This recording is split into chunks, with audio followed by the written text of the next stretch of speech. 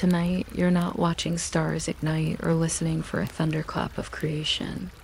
You're standing in a very quiet gap, waiting to see what the first interesting thing in the universe decides to do. Before you fall asleep, you'll drift through Gap, the space between fire and frost, meet a cow who arrives with no fanfare and 4 rivers of milk, and watch her lick a wall of ice until something with a name looks back.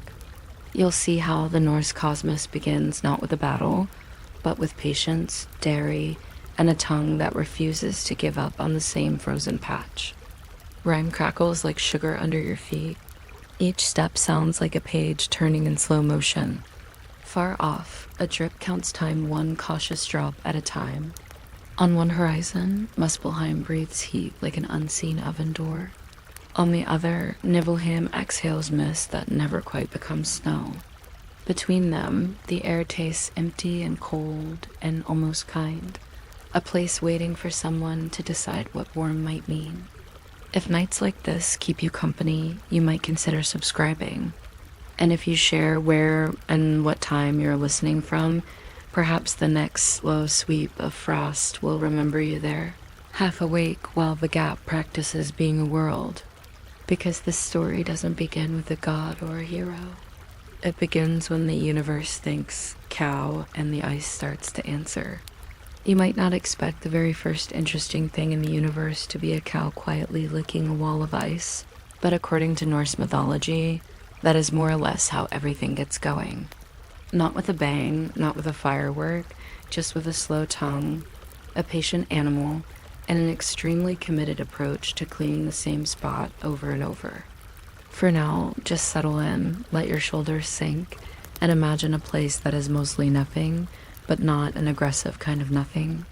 A quiet space between extremes, like the feeling of standing in an empty bus stop long after the last bus has gone, when the schedule board is still there, but time has decided to do something else. This in-between place is called Ginnungagap, the yawning gap, but is not yawning because it's bored. It's yawning because it's just waking up. On one side lies Nibelheim, breathing out cold mists, and on the other side lies Muspelheim, exhaling slow waves of heat, the way an oven door releases warmth, even when you haven't put anything in it yet. Where these breaths meet, frost forms, layer after careful layer, like someone has been repeatedly forgetting a glass of water in the freezer. There is no sun to check the time with, no moon calendar, not even a reliable clock app. The only rhythm is the soft crackle of rhyme and the occasional drip that dares to fall and then immediately regrets it. Into this chilly quiet steps a shape that has no business being as calm as it is, a cow named Audhumla. She arrives without hooves clopping, just a presence, as if someone whispered cow to the dark, and the dark decided to try it. Frost hangs along her flanks like sugar dust, and when she breathes, little clouds rise and then decide to stay, because there's nowhere more interesting to go. The first thing Audhumla does is not to make a speech, because cows are famously bad at speeches, and also because there is no one to listen yet. Instead, her body does what cow bodies have always dreamed of doing. She begins to give milk.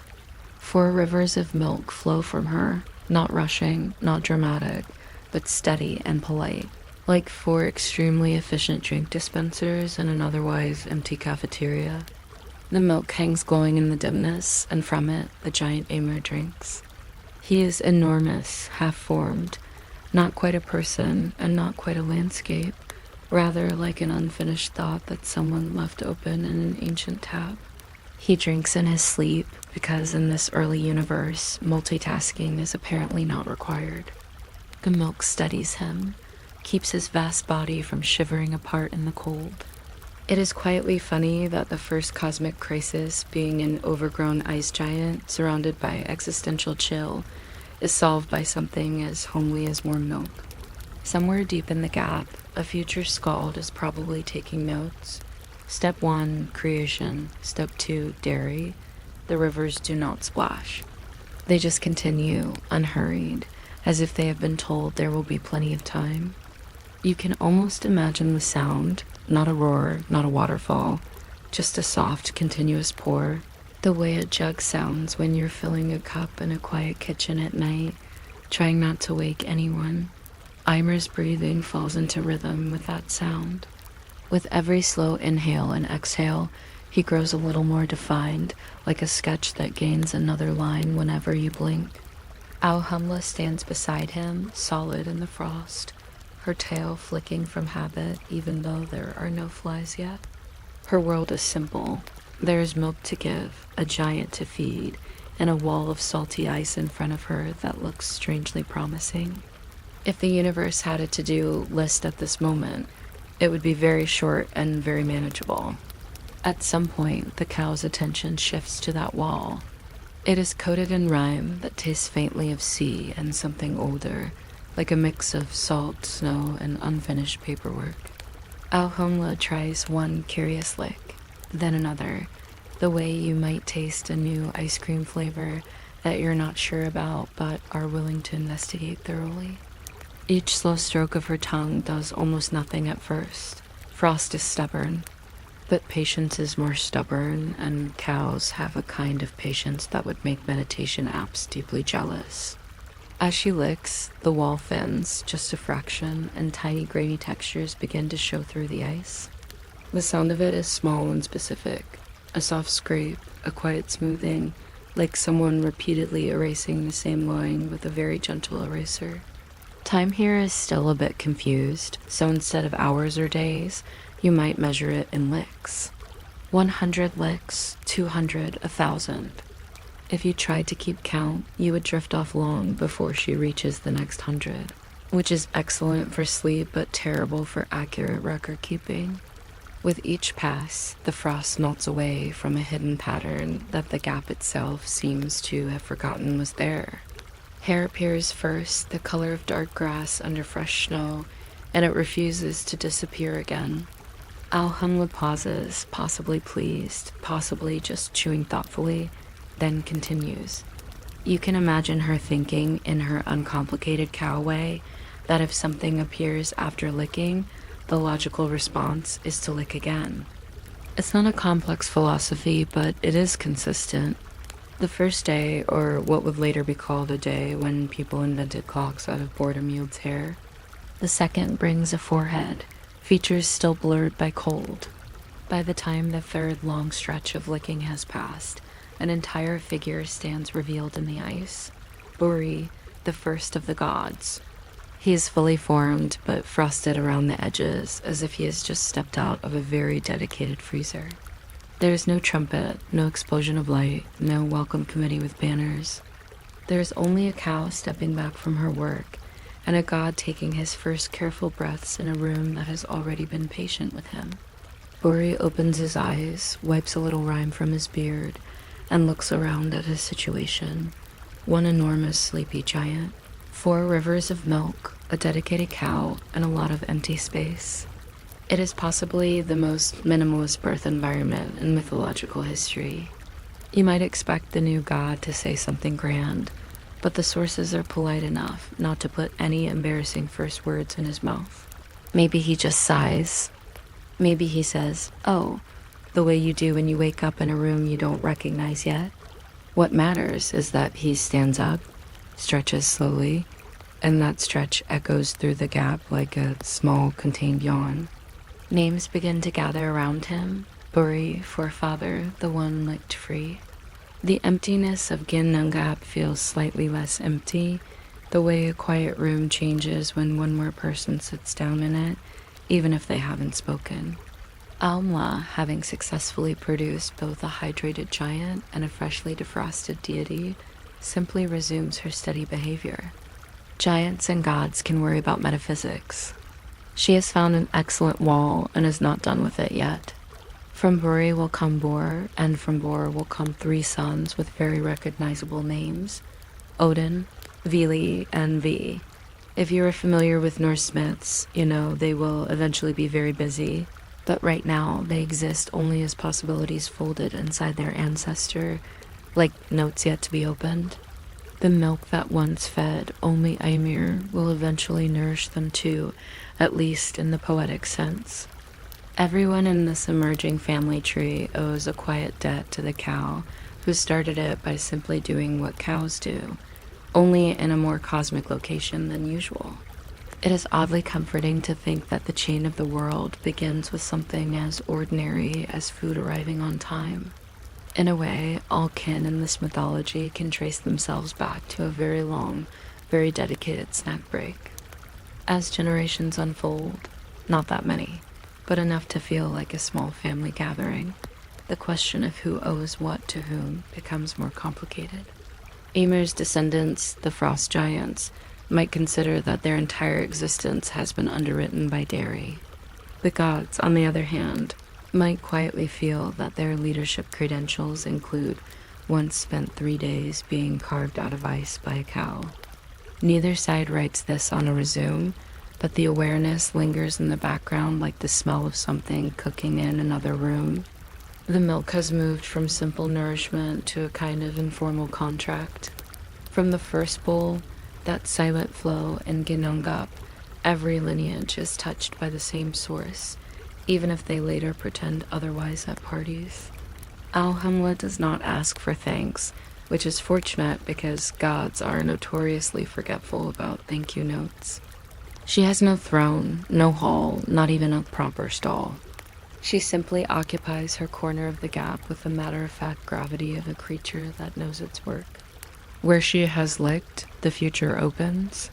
Where she has not, the ice remains closed, keeping whatever possibilities are inside neatly filed away for another time, or for no time at all.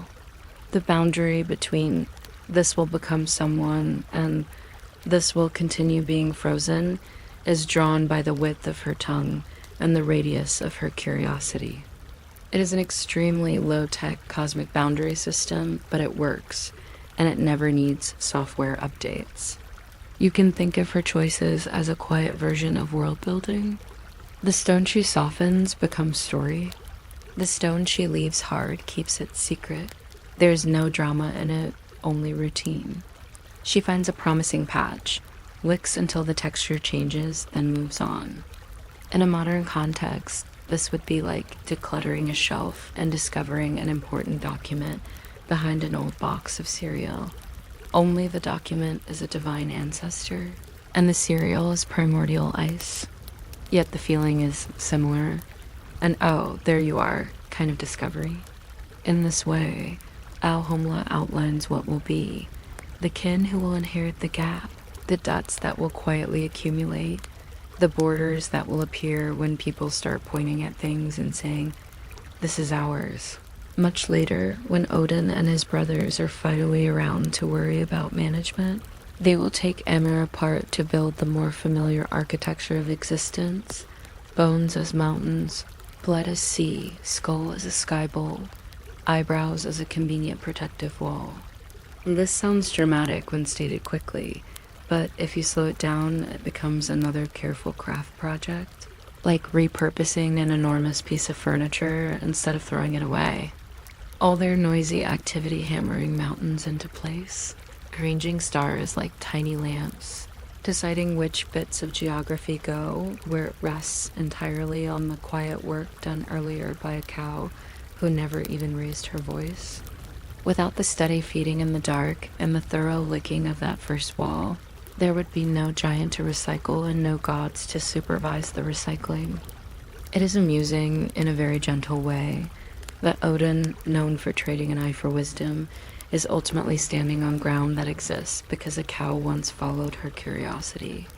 If he were being completely honest, he might admit that the universe as first real act of foresight belonged to someone with horns and an uncomplicated relationship to grass. But honesty is not always the strong suit of chief gods, so this admission remains theoretical. Still, the connection is there. The loud work of shaping seas and continents balanced on the soft work of licking, feeding, and standing calmly in the cold. If you listen closely, you might imagine that underneath the roar of oceans there is still the almost inaudible rasp of tongue on ice, the background sound of beginnings. By the time the world has shorelines and winds with preferred directions, Audhumla is no longer mentioned very often. People talk instead about battles and halls and complicated poetry competitions. Yet every boundary they draw between land and sea, between one family's field and another's, between what is remembered and what is politely forgotten, echoes her old routine. She showed without making a single speech that you can change reality not only by striking it, but also by patiently smoothing it. She chose what would soften and what would remain hard. In the small human scale, you do something similar whenever you decide which worries to keep turning over in your mind, and which ones to let stay frozen and untouched somewhere at the back. The tongue of attention moves, and the wall of your day thins in that spot. If this is starting to sound suspiciously like advice, you don't have to accept it. You can just let it drift by like a bit of fog from Nibelheim. The main point is simpler. Somewhere at the base of this mythic world, there is a model of change that is slow, kind, and repetitive on purpose. Audhumla's work is not heroic in any conventional saga way. It is heroic in the way washing dishes every evening can be, or sweeping the same hearth again and again so that tomorrow morning has a place to start from. When work feels too large, the story quietly suggests you might just pick a small patch of ice and attend to it until something recognizable appears. Hair before face, first a hint, then a whole presence. You can imagine, if you like, a kind of bedtime oath that grows out of the cow's example.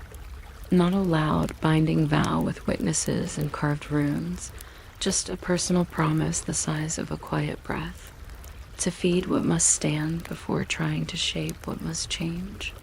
The gods, with all their later noise, accidentally keep this oath too. They build their grand structures on foundations made of milk, patience, and the careful choice of which stone to soften. In your own much smaller Ginnungagap, the little gap between today and tomorrow, you can borrow the same pattern. Keep the facts in one small, reliable jar. There was a cow, there was some ice, there was a lot of time, and none of it was rushed. As you lie there, feeling the weight of the blanket and the slow rhythm of your own breath, you might let a corner of your day be Ginnungagap for a moment.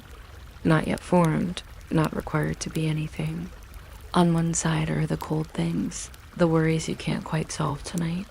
On the other side are the hot ones, ambitions and irritations that glow more than they should.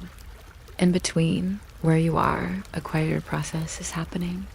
Somewhere in that space, a patient animal is licking a wall that doesn't look particularly promising yet. You don't have to supervise, you don't have to count the licks. You can simply allow that slow, unseen work to continue while you rest. The story of Audhumla does not really end. It just gets overshadowed by noisier events. But if you stay here in this earlier chapter, you can let the later clamor of gods and giants fade to a comfortable distance. What remains is a simple loop, a cow in the mist, 4 rivers of milk, a wall gradually changing texture under a careful tongue. Creation reduced to a manageable, repeatable action. The rhyme crackles a little less each time. The stone warms infinitesimally. Another patch of future becomes possible.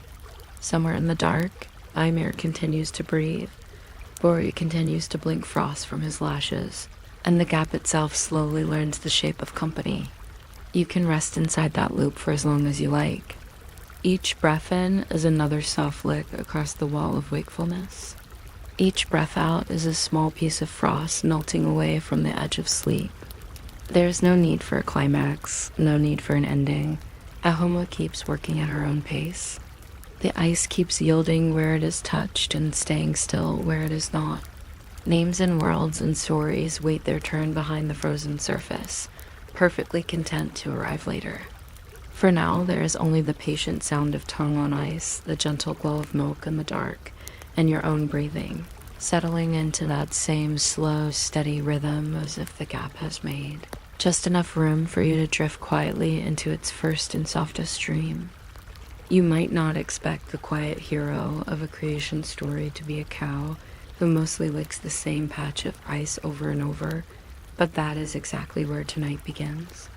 Not with thunder or marching armies, or anyone shouting for Asgard, but with a patient animal in a place where there isn't even a sky yet, just a kind of soft, endless hallway of fog. If you are lying still enough, your blanket hardly moving, you can imagine that hallway around you now cool and dim, all edges blurred, the kind of room where sound would rather stay home than travel. Somewhere in that calm, in the middle of the gap between fire and frost that the old story is called Dinangap, there is movement so small it almost doesn't count as movement at all. A cow steps forward. Her name is Audhumla, which sounds complicated, but really just means something like the wealth giver who doesn't need horns. She does not seem offended by the lack of horns. Her attention is on the air itself, which tastes of rime and old salt. When she breathes out, her breath condenses into tiny clouds that hang in front of her nose, like slow thoughts that refuse to leave the room. Her coat is thick with hoarfrost, not in a dramatic, glittering way, but more like the back of your freezer when you keep saying you will I'll defrost it. Soon. If you brushed a hand along her side, you might feel the crunch and softness at once, as if someone had mixed snow with wool. From beneath that fur, 4 rivers of milk begin to flow, quiet as streams in a library. No one has installed gravity properly yet, so the milk doesn't quite fall. It drifts bright and pale, tracing lazy curves through the dark, as if the void were figuring out what to do with liquids for the first time. The cow is not in a hurry. She has one main job, to feed whoever needs feeding. At the moment, that someone is an enormous being called Emir, fast asleep nearby. It is hard to say exactly where nearby is because there are no streets, no maps, not even a decent sense of left or right. But if you follow the rivers of milk, you will find him, curled somewhere between a mountain that hasn't been invented yet and a sea that is still mostly a suggestion. Amir sleeps with the determined focus of someone napping through an alarm. The milk finds his mouth, and he drinks without waking, which is impressive, considering that he is roughly the size of a problem even future gods will complain about. The milk steadies him. His breathing evens out. The chill of the void cannot quite reach the place where the milk warms him from the inside, the way a mug of something hot will slowly loosen your shoulders on a winter evening. If you are still awake in a little while, and you feel even slightly looked after by this entirely imaginary cosmic dairy service, you can, of course, gently like the video or subscribe, or you can forget completely. In this part of the story, nobody is tracking your engagement. Only the rivers keep count, one pale thread at a time. Around them, the gap is silent but not empty. Wisps of cold from Niflheim drift in like thoughts about unfinished homework, and tongues of distant heat from Muspelheim answer them from far away. They do not clash. They just coexist the way hot tea and a cold window can share the same room. Between them moves Audhumla, hooves making no sound at all, as if the floor has not decided whether it exists. From time to time she pauses, lifts her head, and listens to nothing in particular. The only regular sound is the slow, soft drag of her tongue against the ice wall she has chosen as her project for the evening. The wall is not much to look at first. It is just a slab of frozen rime, tasting faintly of sea, stone, and long winters. But to Audhumla, it is interesting in the way a locked cabinet is interesting to a cat. She licks it experimentally once, then again, and decides that whatever secret it holds, she is willing to find out using the only research method she has, patient repetition. Each stroke of her tongue leaves a faint smear, a tiny patch, just a little less opaque, as if someone has touched the inside of a frosted window with a warm fingertip. There is absolutely no rush. You could count with her if you like, in for 4, out for 6, the way you might breathe when you are trying to calm a restless mind. With each breath she takes, another stripe of frost thins and clears. It is the slowest type of excavation you can imagine, less like mining and more like erasing pencil lines with the side of a thumb. Occasionally, a thin curl of hair appears where there was only ice before, dark against the pale surface, like grass testing the air after snow melt. Audhumla does not seem surprised. Cows are famously hard to astonish. On the first long day of licking, and it is hard to tell where days begin or end in Jinanga, but let us pretend there is a day, one only, that hair emerges, lying flat and patient against the ice. It is not exactly impressive. If a human had done this amount of work, they might complain. They might ask to see a progress bar. Audhumla simply returns to her slow work, as satisfied with one strand as she would be with a whole head. For a creature who lives in a place without clocks, she has an excellent sense of eventually. On the second day, or whatever passes for a second day in the gap, her tongue uncovers more. A forehead, a closed pair of eyes, a nose that seems surprised to exist. The frost recedes in shy scallops around a face that looks as if it has been sleeping for a very long time and is trying to remember the word for light. Audhumla gives this new face about the same level of concern she gives everything else. She looks around it with almost bureaucratic thoroughness, the way you might carefully eat around the edge of a waffle so it stays geometrically satisfying. By the third day, she has revealed a whole figure, shoulders and arms and chest and legs, stepping gradually out of the wall like someone edging out a very persistent blanket. This is Buri, the first of the gods, though at the moment he is mostly just very cold, and very surprised to find himself in a room with one cow, one giant, and no clear instructions. Frost crawls from his beard like tiny banners surrendering. He takes a few experimental breaths, adjusting to the gap, and looks around as if to say, "This is not the office I was expecting, but we can work with it." Audhumla flicks an ear but doesn't stop her rhythm. She has expanded the membership of the Fed and Sheltered by Milk club from 1 being to 2, and that seems like a reasonable day's work. Buri, to his credit, does not panic. There is something very polite about him, as though even in the absolute beginning of things, he already suspects that future stories will be watching his manners. He walks a little, stretching stiff joints, then finds a place where he can stand and simply share the silence with the cow and the sleeping giant. In this universe, the first community meeting is essentially 3 people not talking. Time, which technically still hasn't been invented, passes anyway. Buri has a son named Bor, and Bor in turn finds a wife named Besla, because even in a void with only 3 people in it, someone will eventually say, "We should introduce some new characters." Together they will have sons, Odin, Vili, and Vihu will later do extremely noisy, important things with bones and oceans and eyebrows.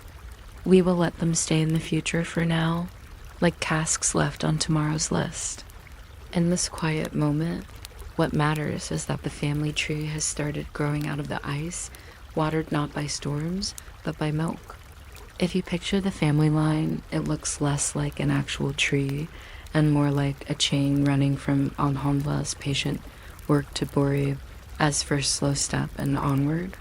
All the great and slightly dramatic deeds that the later gods will perform hang from that chain like charms on a bracelet. Each link is simple, but the wall, reveal a face, have a child, raise another. No one is giving speeches about destiny. The void is still too sleepy for speeches. Even Odin, one day famous for long, complicated plans, begins as the grandchild of a cow who never once writes a mission statement. And there is a quiet kind of debt forming here, though no one calls it that. Ymir dozes on, sustained by the rivers of milk. Buri and his family receive shelter in the gap that Audhumla's body heat and habit have carved out. She asks for nothing in return, because cows are not generally known for invoicing. But the balance is there anyway, like a tally etched into the air itself. Strength borrowed from another's patience, warmth borrowed from another's breath. The old stories hint that the gods remember this, not with guilt exactly, but with a sort of permanent awareness that their entire world is based on something as gentle as a feeding. If you have ever watered a houseplant and later realized that its shade is the only thing making a room bearable in summer, You already understand this kind of quiet accounting. You put a small kindness into the world. It comes back later as a larger comfort, and no one quite remembers when the scale tipped. In the same way, the future realms and halls and feasts of the Norse gods grow out of this moment when the most exciting occurrences, the wall looks slightly different today. Audhumla, for her part, practices a very clear boundary policy without ever writing it down. She licks only what softens. Stone that refuses to yield stays part of the wall. Ice that will not turn to skin or hair or movement remains untouched. Where her tongue passes, futures open. Where she has not worked, winter keeps its secrets. It is, when you think about it, a surprisingly good life strategy. Offer energy to what responds and leave the rest in peace. You could apply it to emails, hobbies, even social media feeds, though the cow surely never intended such things. Bori and Bor and Besla learn from this without realizing they are learning. They see that creation, at least in this corner of myth, does not begin with conquest, but with making room. A space is cleared in the frost, someone is fed, someone else is warmed. The universe as first rulebook is less thou shalt and more, let there be a place where things do not freeze. If you listen closely, you can almost hear the quiet scratch of that idea writing itself into the background, like a bedtime note pinned to the edge of the void. Eventually, of course, the louder relatives arrive. Odin and his brothers will look at the sleeping giant, Eimer, and come to certain strong opinions about urban planning on a cosmic scale. They will decide that the best use of a giant is to turn him into geography, bones into mountains, blood into seas, skull into sky, and famously, eyebrows into a fence around the world of humans. It is probably the only time in all of myth that anyone has said, with satisfaction, yes, let's build city walls out of eyebrows. Even so, we will keep that part of the story at a respectful distance, like construction noise heard faintly from another street while you are trying to nap. What matters for us is that all this grand remodeling happens on top of Audhumla's foundation. The loud work rests on the quiet work. The way of bustling morning inevitably rests on someone having made coffee in advance. The gods can only carve their new world because the cow once carved a god out of the wall. They can only stand dramatically silhouetted against their new horizon because she first decided that a patch of ice looked like it had potential. In the evenings of this new world, when there are finally such things as evenings, you can imagine Odin looking down at the lands shaped from giant and frost and wondering how to keep it all in order. Stars need paths, seas need shores. People, when they eventually arrive, will need boundaries, markets, and some form of laundry system. It is possible he remembers the way Audhumla's slow, regular work turned chaos into something that could be named. Perhaps that is why Norse myths are full of oaths and promises and carefully measured exchanges. Somewhere in the back of their minds, the gods know that stability comes from repeating small, kind actions until reality accepts them. By now, in our drifting story, there is land and sea and sky, and Eimer's nap is over in a rather permanent way that we have politely skimmed past. The regions of the world earn their names, one quiet syllable at a time. But in the calm between events, someone still has to manage the records of how it all began. If the later gods ever kept a cosmic ledger, the first line might read, assets, 1 cow, 4 rivers of milk, 3 days of patient licking. Under liabilities, there would be, for a very long time, nothing at all. And perhaps, after the noisy building is over for the day, when the stars are figuring out how to twinkle without being too bright, there is a small corner of the sky where Audhumla's spirit keeps doing what she has always done.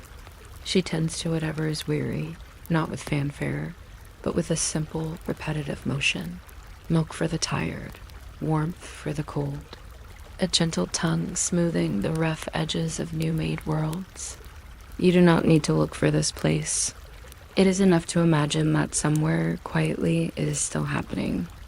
If you are breathing slowly now, your own lungs moving in that 4 count in, 6 count out rhythm. You are already copying the pace of the first cow. The room around you may not be a mythic gap between realms, but it has its own little weather. The cool side of a pillow, the warmer hollow where you are lying, the faint sound of a refrigerator, humming like distant Muspelheim. You do not need to solve anything. You are just here to rest while someone else, somewhere far away in story space, does the patient work of keeping creation from feeling empty. The story has not really ended. In the sagas, creation rolls forward toward complicated events with wolves and prophecies and dragons and very opinionated ravens. But tonight we stop long before all that.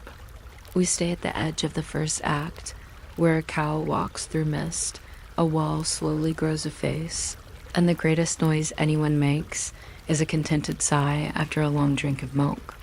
If there is a lesson hidden here, it is small and soft and happy to wait until morning. For now, the void is comfortable. Audhumla takes another unhurried step and another, and the frost before her glows faintly where her work has already been done. Eimer sleeps somewhere beyond your reach.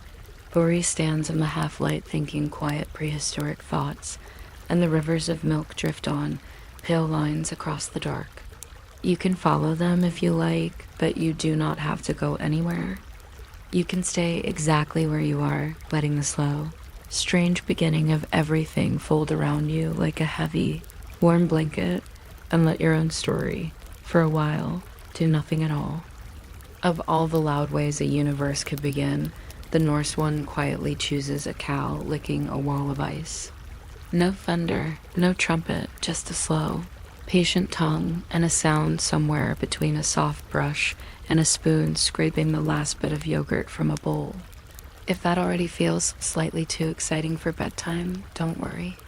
We are going to stay on the safest possible edge of boredom. If you are still awake in a few minutes, you can think about subscribing, or not, or just decide that you too support the concept of extremely hardworking cows. I'll never know. The story will keep chewing gently on the same patch of frost either way. Imagine a place where nothing quite remembers how to be anything yet. There is no day or night, no up or down that isn't just a personal opinion. On one side there is Niflheim, cold and dim, letting out mists like long, sleepy sighs. On the other side there is Muspelheim, a realm of heat that crackles and glows, but from very far away, like a fire you can see across a field but never quite feel on your face. Between them stretches Ginnungagap, the yawning gap, not empty but undecided.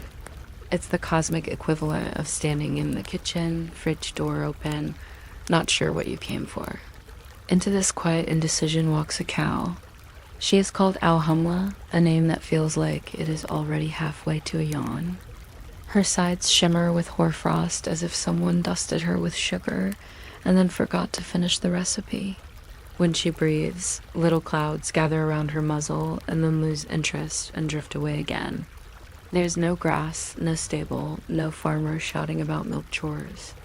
There's only the ice, thick and old, and the faint drip of something melting very slowly, counting time in long, hesitant drops.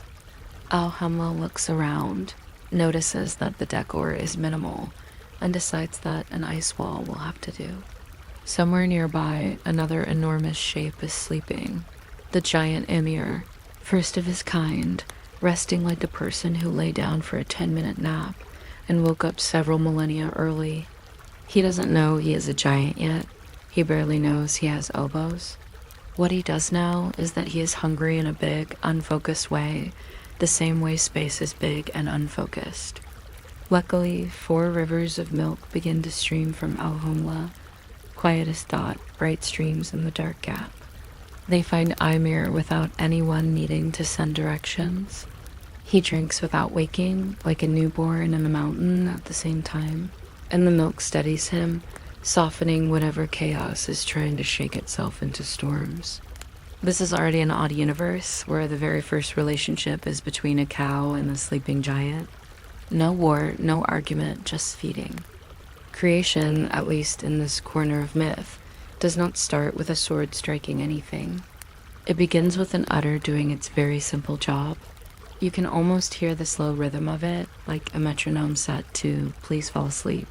Milk in, worries out. The more he drinks, the less the gap feels like a fall and more like a room that might one day have furniture.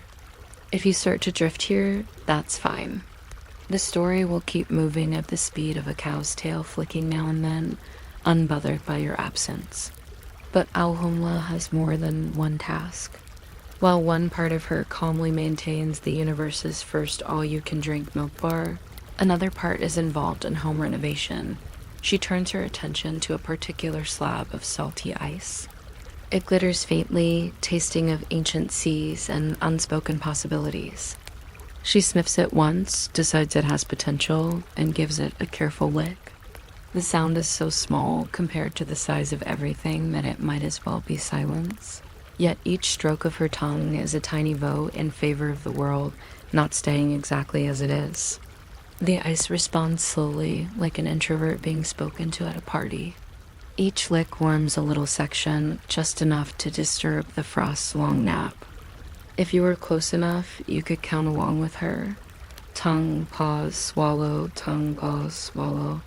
It is a rhythm that could put even the stars to sleep, if there were any yet. The salt in the ice wakes up tastes that remember oceans, and somewhere inside the frozen slab, a shape begins to notice that it might prefer not being entirely covered in winter. This is not a dramatic prison break. This is freedom by gentle erosion. On the first day, hair appears. Not a dramatic mane, just a patch of dark strands peeking through the ice like grass through the last crust of snow. Audhumla inspects her work with the practical calm of someone reviewing a half-finished knitting project. It is progress, but nobody writes a saga about the moment a hairstyle emerges. She keeps licking. On the second day, a head forms. Brows, nose, cheeks, all in slow focus. The face inside the ice looks as if it is trying to remember a word that has not been invented yet. The cow, who is not easily intimidated by faces, simply continues her methodical cleaning. She has discovered the universe's first some-assembly-required god.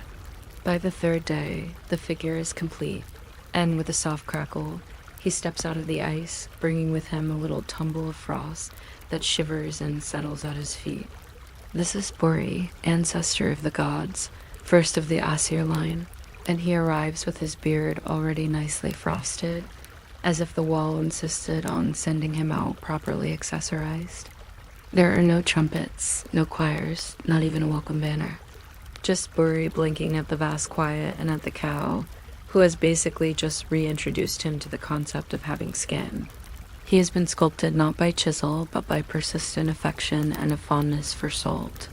Bori looks around Ginungap the way a person might look around a new apartment before the furniture arrives. There isn't much to see. Mist, distant fire, a sleeping giant drinking milk, and a cow who has clearly been busy. He might suspect that he owes his existence to her patient work, but there is no ceremony to declare it. Audhumla gives him a brief, approving glance, the same look a school cafeteria worker might give a child who takes the last clean tray.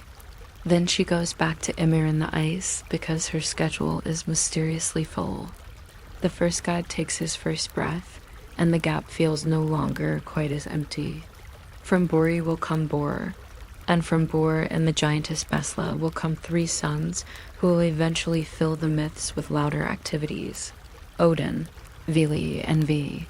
But before all that, there is simply kinship growing in a place that did not even have the idea of family a moment ago. Somewhere, Ymir's own descendants, frost giants, and strange beings of rhyme and shadow begin to stir as well, because the milk that keeps him whole also feeds possibilities within his body. The family tree of the cosmos is extremely confused at this stage. Cows, giants, future gods, everyone is related in ways that would make a genealogist quietly close their notebook and go lie down. Still, even in this tangled lineage, there is a sense of balance. All of them, giants and gods to be, are nourished from the same first kindness. The milk chains them together more gently than any oath.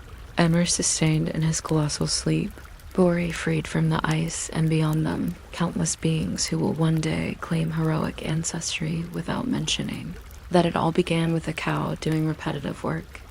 If you have ever felt that your daily chores are pointless, you can remember Audhumla, whose to-do list was essentially lick wall, feed giant, repeat, and yet accidentally enabled an entire pantheon.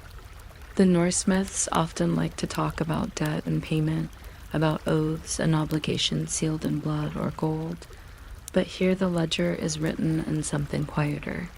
Nobody asks Audhumla if she wants to be repaid. A mere asleep cannot sign a contract. Buri does not emerge with a pre-printed, "Thank you for your service" speech. The balance is kept instead in the way things unfold. The gods who will shape the world rise from a line that begins in her patient care. Later, when they are kings and war leaders and givers of rings, you can almost imagine a very faint hoof note at the bottom of every boast, saying, in tiny script, "Sponsored by cow." As the scene widens, the tone of the universe begins to change. Odin and his brothers will eventually look at Ymir and, in a decision that we are going to summarize extremely gently, turn his vast body into the world. Bones become mountains, blood becomes sea, skull becomes sky. It is a loud, rearranging moment, but notice how far removed it is from the soft licking that began everything. It is like the difference between a quiet save button at the start of a project and the crash of hammers in the final construction. If you find that part too busy for sleep, you can let your attention drift back to the earlier image. Rhyme on a wall, a tongue tracing small arcs, a god slowly appearing, as if the ice has decided to stop hiding him. Even after the rearranging of Ymir, the memory of Audhumla's work lingers in the way the world behaves. Cows and later farms stand in smoky byres while snow piles up outside, and though their owners may not think of Ginnungagap every evening, they still know that warm milk steadies a household. Children fall asleep to the sound of milk hitting wooden pails, a distant echo of rivers that once fed a giant. Salt-lick stones are set out for cattle, rough blocks that glisten after tongues have polished them, and somewhere an old storyteller smiles at how the pattern repeats. Rock, tongue, patience, nourishment. Over and over, the universe remembers its first habit. If you listen carefully, you can almost hear Audhumla's slow breathing woven into every quiet stable. When a farmer checks on the herd at night, lantern swinging, boots crunching on straw, the gap between Niflheim and Muspelheim has shrunk to the rectangle of a doorway. The cow blinks, chews, and the world continues not to fall apart. It's a domestic, sleepy form of cosmic maintenance. The myth takes something enormous, the birth of gods, and tucks it into an everyday motion, licking, feeding, standing. The story suggests, very politely, that maybe the universe runs not only on heroic deeds, but also on creatures who simply show up and keep doing the same gentle thing. And so, as Odin and his brothers carve out seas and raise mountains and hang the sky on invisible nails, we can pan the camera away from their energetic blueprints and back to the quieter corner where it all began. There is Audhumla, somewhere at the remembered edge of things, still outlined with frost, still knowing where the good salt is. Ymir's deep sleep has ended in transformation. Bori's line is busy drafting laws and destinies, but the cow's legacy is in the background hum of care itself. If the gods ever feel overwhelmed by their responsibilities, you might imagine them thinking back a little sheepishly to how it all started with a creature who never once gave a speech about her work. The story does not tell us what becomes of Audhumla later. She fades into the margins once the more obviously important figures arrive, which is very typical for origin stories and, if we're honest, for many hardworking beings in real life too. Perhaps she walks quietly into some new region of myth, a place where there are fields as well as frost. Or perhaps she simply lies down at the border of Ginnungagap and rests, finally letting the ice remember what it feels like to be untouched. The sagas are silent, and silence is a comfortable ending, even if it is not really an ending at all. So we are left with this picture to fall asleep by, a gap between cold and heat, breathing gently, a sleeping giant whose hunger has been softened by rivers of milk, a god with frost still in his beard, freshly licked from the wall like a secret that finally agreed to come out. And in the middle of it all, a cow who never hurries. Her hooves are steady, her tongue patient, her world made of small, repeated gestures that happen to hold up everything else. You can let your thoughts wander there, to the slow scrape of tongue on ice, to the soft exhale of breath in the dark. And if you wish, to the pleasant idea that the cosmos might be at heart just a very large, very old stable, still warmed by the first quiet cow at its center. You might not expect the fate of worlds to depend on a single patient cow and her tongue, but in the Norse stories, that is exactly how a very quiet evening begins. Before thunder, before heroes, before anyone is shouting about honor, there is just a soft animal shape and a kind of cosmic freezer doing what cows do best, licking whatever is in front of them. If you're awake enough to notice that this sounds slightly ridiculous, that's totally fine. If you drift off halfway through while the cow is still licking ice, that's also fine. If you're somehow still listening near the end, you can always come back for more sleepy mythology another night. No pressure at all. The cow has all the time in the universe. Imagine the very beginning, long before sun or moon, in the gap called Ginnungagap.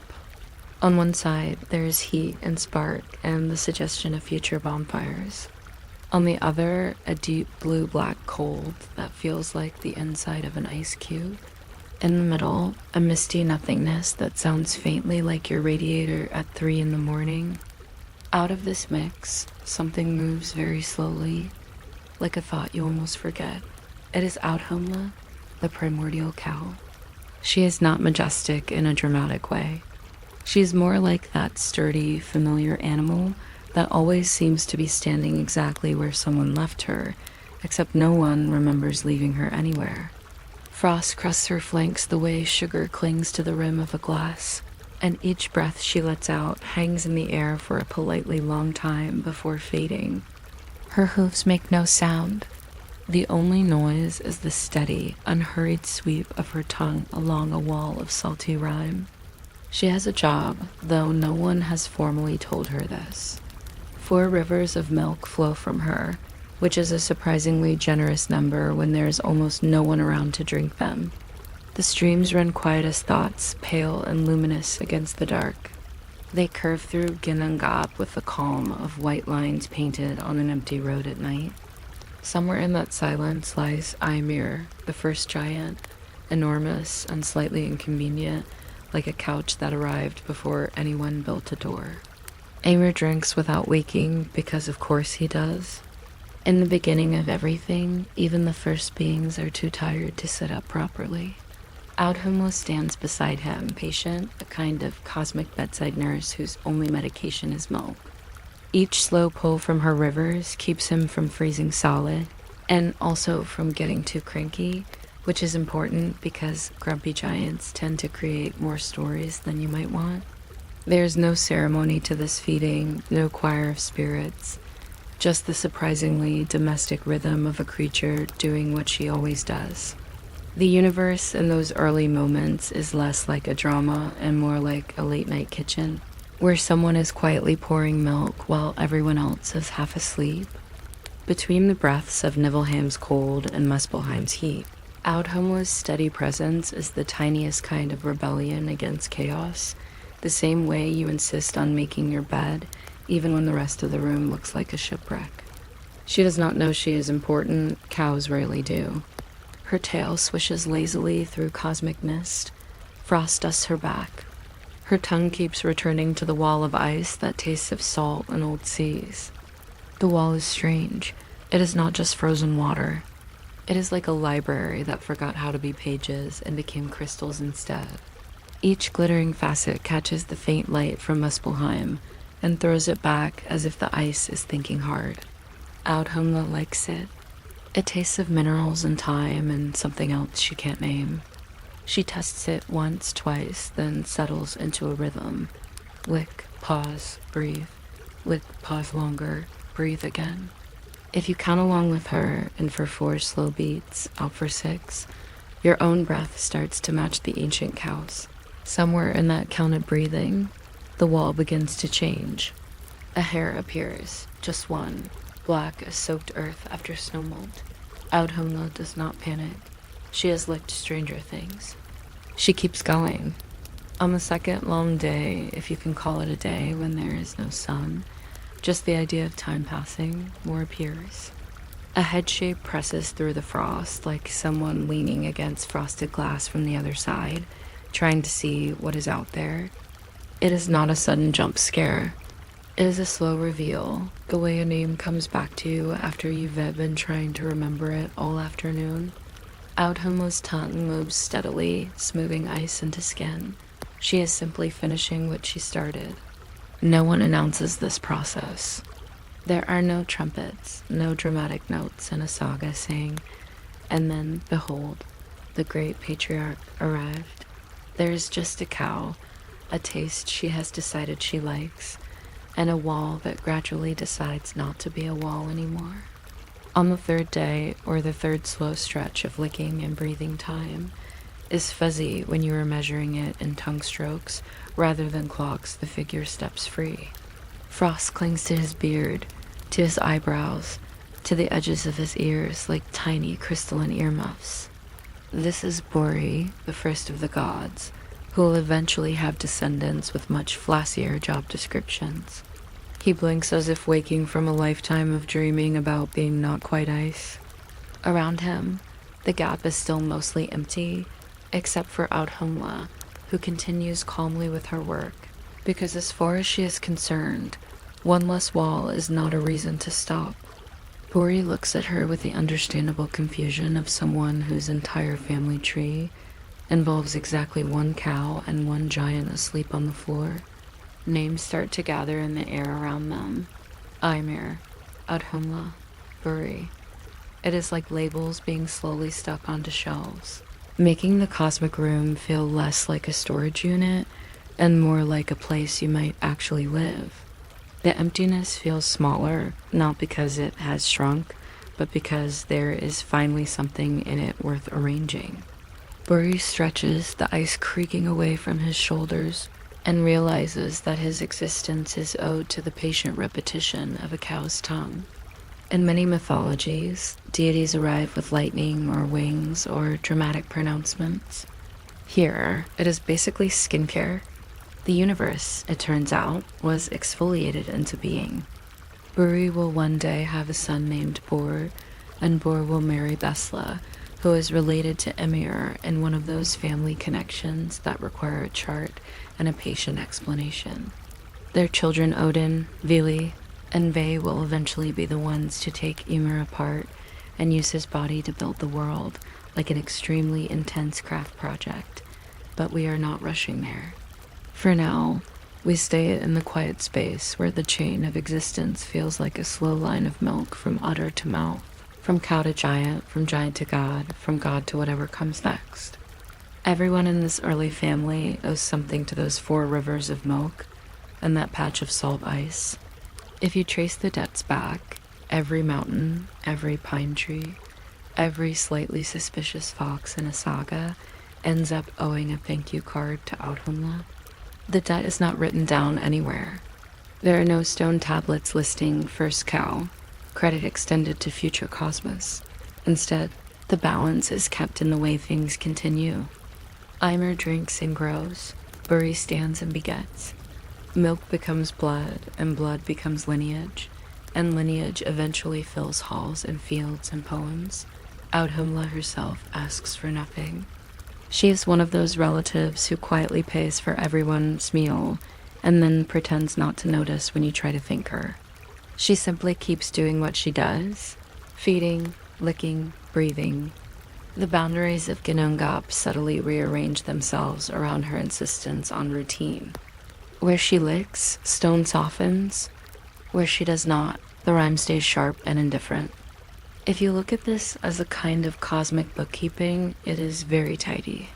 The first step is not for war or glory, it is for warmth and nourishment. Before anyone swears mighty oaths, there is a simpler promise. If you exist, you do so because something, somewhere, kept you fed. We usually skip this part of the story because it is not very dramatic. It is difficult to compose a heroic verse about regular meals. But in the quiet of the gap, that is the only law that matters. Milk flows, beings grow, new names step out of the ice. The rest, as later skalds would say, approximately 1,000 stanzas later, is commentary. Soon enough, the loud part will arrive. Odin and his brothers will decide that the yawning emptiness could use some renovation. Ymir, drowsy and enormous, will become raw material. Bone for mountains, blood for seas, skull for the sky. It sounds drastic, and it is, but even that thunderous work stands on top of Audhumla's gentle efforts.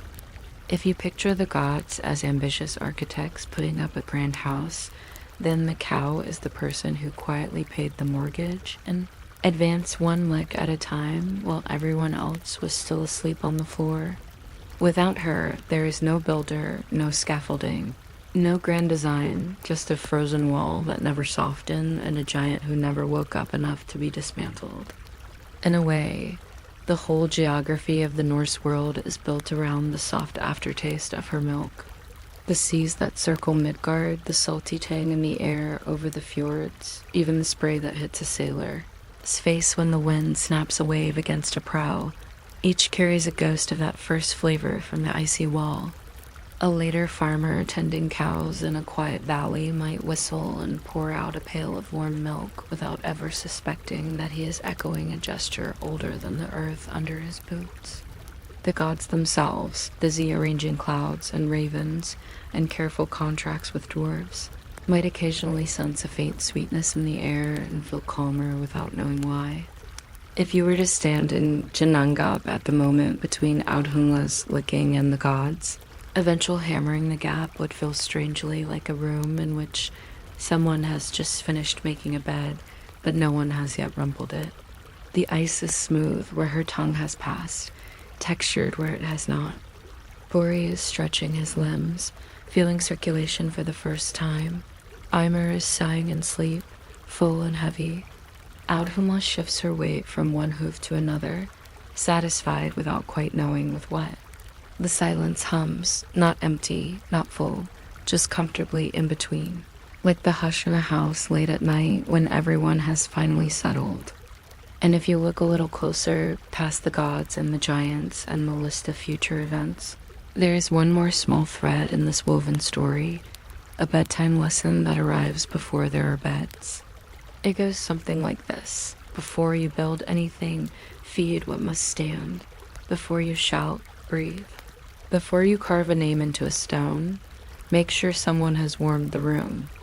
It is not a commandment, not written anywhere, just an example that the cow leaves behind in the tracks of her tongue. You could almost miss it, the way you forget who first taught you to tie your shoes. But the memory sits quietly in the background, doing its work. So if tonight your own world feels a little like Ginnungagap too big, too empty, or maybe a bit too loud at the edges, you can borrow a page from this very patient cow.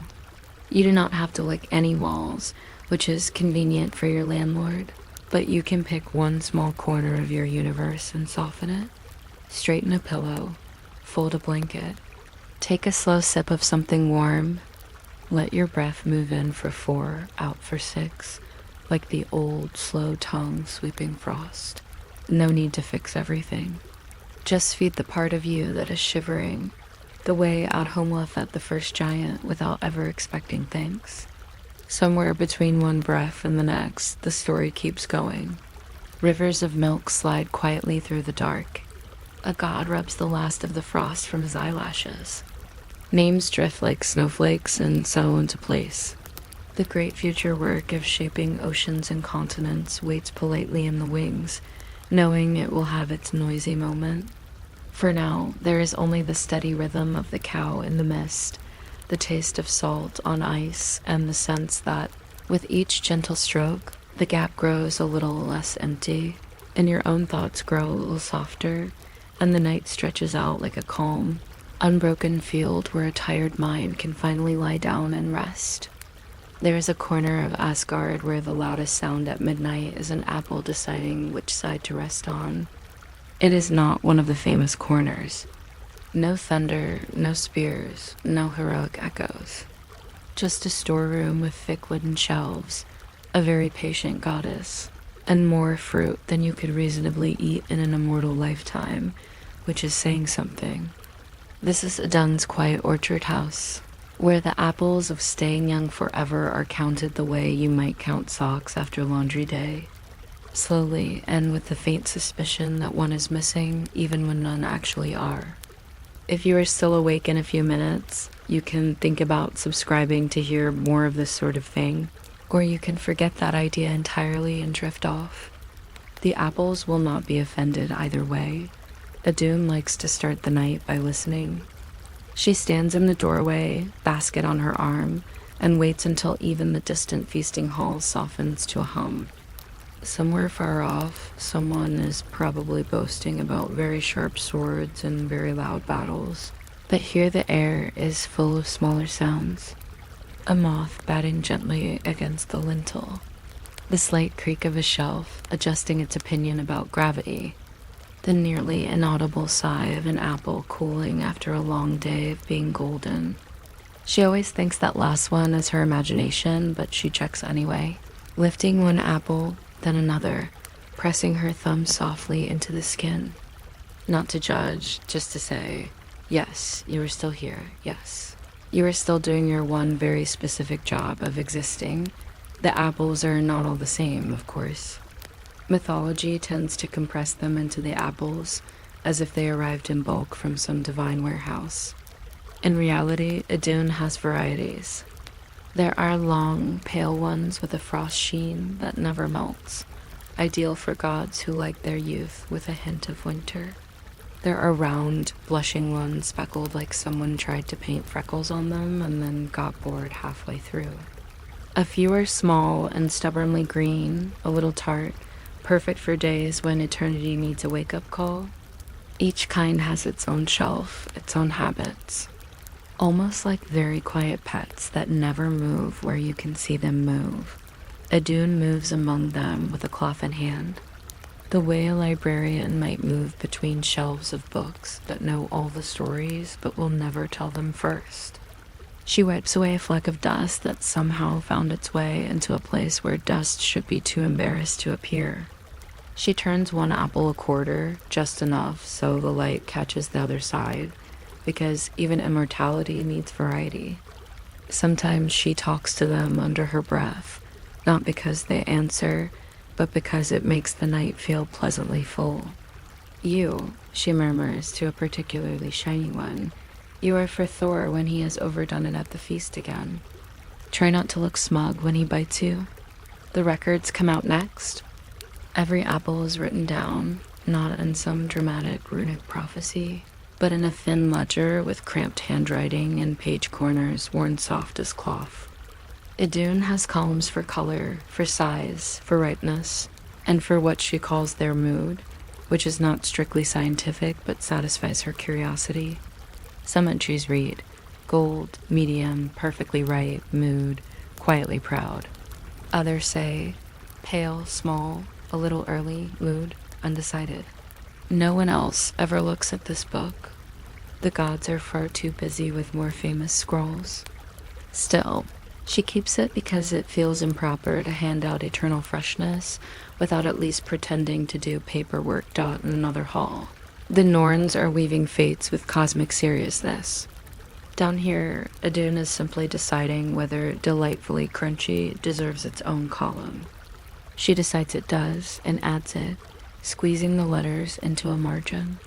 If destiny is a tapestry, then this ledger is a shopping list pinned discreetly to one corner, reminding reality that someone has to mind the pantry dot as the first stretch of night deepens. She moves into a slower rhythm. Apples are lifted, inspected, and put back with the sort of care you might use when placing a sleeping child into bed. She remembers who prefers which kind. Odin likes the intense ones, dark red with a bite that bites back a little, as if wisdom demands something you notice. Frigg chooses the calm, fragrant ones that smell faintly of late summer and well-kept secrets. Balder, bright as morning, eats whichever one is nearest and thanks. It was such genuine happiness that the apple seems to shine a little brighter for the rest of the week. There is a small bench near the far wall where no one ever sits except Idun. From there, she watches the rows and lets her mind wander along tiny paths. She imagines alternate shelves where the apples are organized by laugh, by favorite memory, by whether they were picked during sunrise or under a sky full of cautious stars. If you had nothing but time and fruit, you might invent these categories too.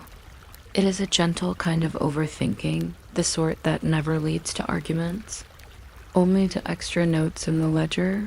Asterisk, the second scene of the night begins almost invisibly. The way a conversation drifts from one topic to another without anyone announcing it. Idun takes out a small box of tags and strings. These are the labels she ties around the stems. Little reminders in case some god arrives half asleep and insists he always eats from that shelf. No, the other one, the one with the slightly more heroic aftertaste. On each tag, she writes not a prophecy, but some calming detail. Best eaten slowly. Pairs well with quiet walks. Recommended after long council meetings. Eternity might be long, but that is no excuse for bad pairing. She spends a long time deciding on these phrases. There is a certain pleasure in describing something as simple as an apple in more words than it technically needs. The way weather reports sometimes describe light, persistent drizzle when they could just say it is wet. Idun thinks the gods secretly appreciate the extra detail. It makes their unchanging youth feel curated rather than automatic, as if someone is constantly adjusting the pillows behind existence. Every now and then, she pauses to sharpen her quill with a tiny knife. The shavings curl onto the table like pale ribbons. She collects them in a bowl, because it seems wrong to let anything go to waste in a room devoted to keeping things from ever really ending. If anyone asked, she might say she is saving them for compost. But compost is more Midgard's concern than Asgard's, really. She just likes the idea of a bowl of little curls of possibility, each one a letter that did not quite make it onto the page. A micro-hook of oddity. There is one apple she never labels. It sits on the topmost shelf, neither the brightest nor the largest, but strangely difficult to look away from if you notice it at all. Idun claims she simply has not decided what to write for it yet. Perhaps it is reserved for a very quiet emergency, the sort that is solved by someone finally taking a deep breath and a slow bite instead of summoning armies. Or maybe she just enjoys having one exception to her own rules. A reminder that not even she can file the entire universe into tidy categories as she ties tag after tag. She thinks about how mortals would handle such a horde. They might invent elaborate security systems, locked doors, alarms that shriek when touched. Idun's system is different. She relies on boredom. The corridor leading here is long, plain, and lit by a patient lantern that never does anything interesting. The door does not glow. There are no ominous carvings. If curiosity is a river, she has gently diverted it elsewhere, toward the louder halls. Only those who truly need an apple come this far. Everyone else forgets there was even a door. Eventually, she sets down the quill and stretches, feeling the slow comfort of muscles used, but not overworked. There's still much night left, and now comes the quiet social hour. Though social in this room means something different than at the feasting table. The gods come one by one, never in a crowd. Like shy shoppers in a very specialized store. First might come Tyr, the one-handed god of law, slipping in on soft steps as if he were sneaking away from his own seriousness. Idun greets him with a nod and offers him an apple that has been labeled good after difficult decisions. He reads the tag carefully, as if it were a legal clause, then smiles in that small, rare way of his. They exchange a few sentences about the day, which cases were particularly noted, whether the wolves behaved. There is no gossip, only the shared acknowledgement that judging disputes is easier when you know you will not wake up older tomorrow. Later. Perhaps Heimdall arrives from his watch on the Rainbow Bridge. He never quite stops listening, even here. One ear is tuned to distant hoofbeats, the other to the gentle thumps of apples as Idun rearranges them. She hands him a crisp, frost-edged fruit and suggests he take at least 3 bites sitting down. Watching everything all the time, she notes, can give even an immortal a headache. He laughs, a short sound quickly absorbed by the shelves, and obeys. For a few minutes, the Guardian of Worlds leans against a crate and contemplates a single seed stuck to his thumb. Sometimes Loki appears, but in this version of the night he is unusually well behaved, as if even mischief knows when to whisper. Idun gives him an apple with no tag and raises an eyebrow. "Surprise," she says. He eyes it as though it might recite poetry or turn into a fish. When it does neither, only tasting slightly of cinnamon and rain, he looks almost disappointed, then oddly relieved. Not every story has to twist. Some may simply curve gently toward sleep.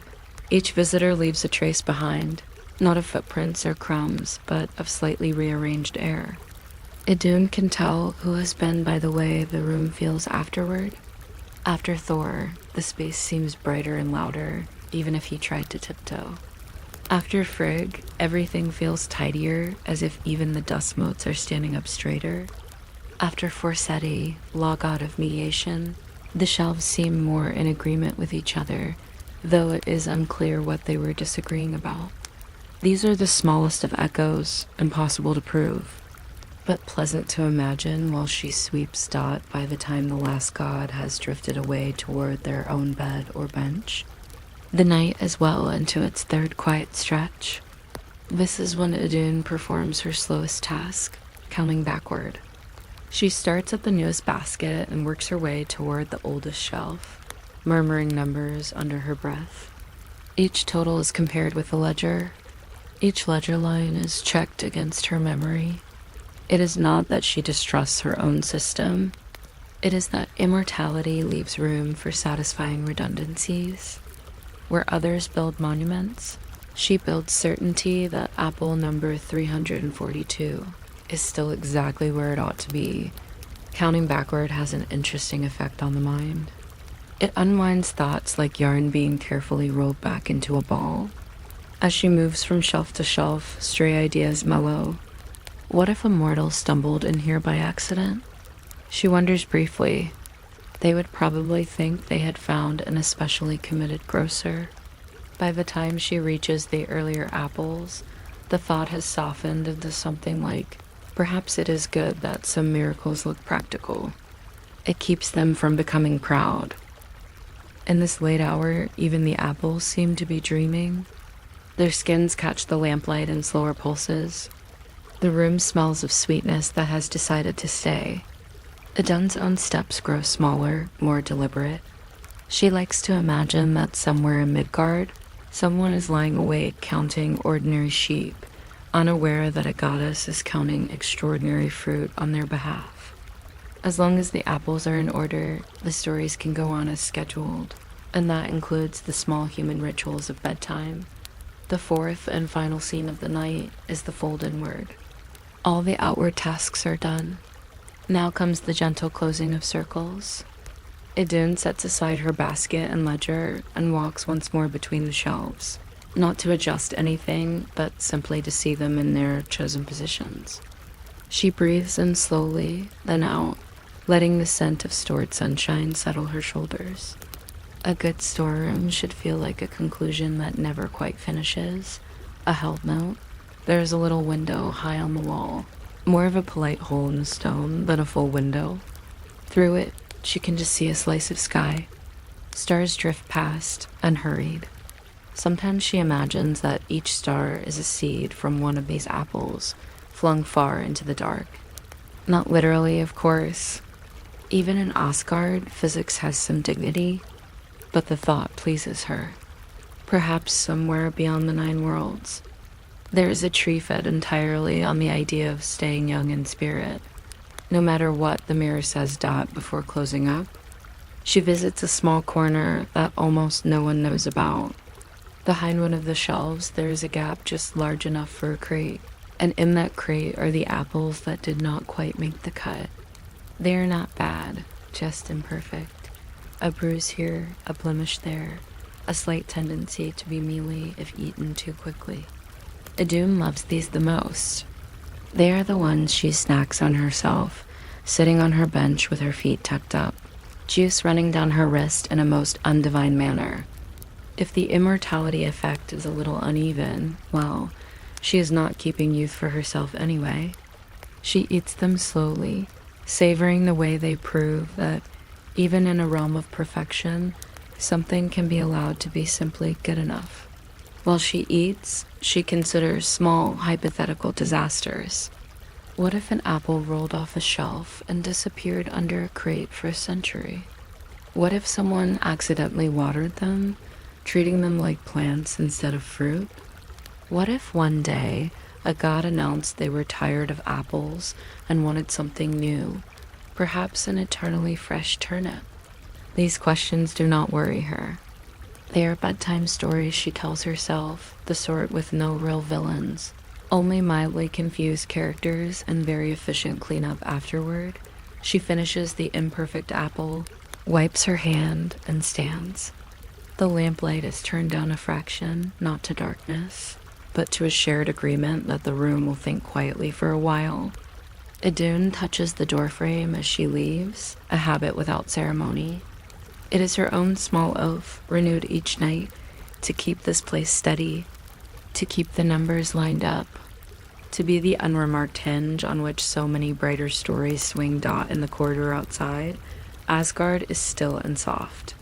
Far away, a final laugh from the great hall ripples into silence. A dog shifts in its sleep. Somewhere a raven mutters in its dreams about secrets and crumbs. Idun walks past all of this with the calm of someone whose job is never finished, but always enough for the day. Tomorrow she'll pick new apples from her orchard, inspect them, label some, set others aside, adjust a shelf, sharpen a quill. The pattern will repeat with tiny, satisfying variations, like a lullaby sung over centuries with the occasional new verse. If you're still listening, you might picture one of those apples now, the simplest one you can imagine. It sits on a shelf in a room you will never visit, glowing just enough to be seen in the dim. It is not waiting for you exactly, but it does not mind sharing its quiet with you for a while. Around it, the other apples rest in their neat rows, shelves breathing slowly, walls holding in the warmth. Somewhere just beyond sight, a ledger lies open to a page that reads, "All present, all calm, all stored." The ink is dry. The night goes on, and the story could wander like this for as long as you need, through halls of fruit and notebooks and patient gods, until your own thoughts begin to stack themselves gently, one on another, like apples on a very steady shelf. You wouldn't expect the entire cosmos to depend on whether a single cow feels like licking a wall of ice, and yet, very quietly, that is more or less what happens. Long before there are ravens or heroes, or even proper cliffs to fall off, there is mostly a chill, a breath, and Audhumla the cow standing in the middle of it all, doing what cows do best, minding her own business, producing milk, and gradually changing the universe by accident. It's a very low-effort creation story, which makes it excellent for bedtime. If you're still awake in a few minutes and feel like it, you can always tap the little subscribe button somewhere on your screen, or just let it drift by the way frost drifts along a window and pretends to be busy. Around her is Ginnungagap, the gap that is not really a place and not quite a time. It is more like the moment when you turn off the light and your room hasn't decided which shadows to keep yet. On one side is Nibelheim, breathing out cold, and mist. On the other side, Muspelheim, stretching warm fingers of fire. In that soft argument between hot and cold, Audhumla's body takes shape. Hoarfrost along her flanks, a faint steam along her nose. When she exhales, it doesn't make wind, just little clouds that float a short distance and then think better of going anywhere. She does not gallop or bellow. There is no charge into history. She simply stands, steady and round, and from her 4 great udders rivers of milk begin to flow. The sound is not dramatic. It's the sound of a slow tap left barely open, multiplied by 4, echoing in a space big enough to hold all the ideas you have right before sleep. The first one to drink is Amir, the primordial giant, who is also helpfully half asleep all the time. He lies there in the gap like someone who fell asleep on the couch and hasn't realized they're supposed to invent gravity tomorrow. He does not ask where the milk comes from. He hardly opens his eyes. The milk reaches him like a tide, cool and comforting, and the shivering in the bones of the world eases a little. Creation, as it turns out, doesn't start with thunder or a heroic speech. It starts with an enormous nap that suddenly becomes bearable because someone brought snacks. Audhumla walks around him in a slow circle, careful not to step on anything important. There is very little to step on yet, so this is easy, and the rivers of milk become 4 bright lines across the dark, quiet as thoughts you haven't said out loud. If you listen closely, you can almost hear the rhythm of her tongue as she explores the nearest wall of rhyme. It slides over the ice with that faint, sticky sound you get when you taste frozen metal in winter, and immediately regret your curiosity. Audhumla does not regret it. She is very professional about the whole thing, moving in patient strokes, as if the infinity of Ginandap were nothing more than a slightly undersalted mineral block. Each lick shaves off a whisper of frost. If someone had given her a clipboard, she would probably have written down little tally marks for each pass. But since no one has invented stationary supplies yet, the record is kept in the smoothness of the wall itself. The ice tastes ancient and surprisingly complicated. There are hints of sea and stone, of storms that haven't happened yet, of all the unsent letters the gods will someday compose and never deliver. Every few strokes, Audhumla pauses to chew the thought over, then continues. Behind her, Immer snores, the sound rolling slowly out across the gap, but even his snoring cannot quite compete with the quiet insistence of the cow's work. In between licks, she lets out a little sigh through her nostrils, and the mist there curls in small loops like question marks that decide not to bother the teacher. After a while, the ice doesn't just shrink. It begins to thin into something else. Salt rises to the surface, sharp and glittering, and the rhyme layer starts to look like a page being erased. If this were a busy universe, someone might shout, "Wait, what are you doing to the cosmic boundary?" But no one is supervising. The only oversight is Audhumla's curiosity and her professional pride in a well-cleaned surface.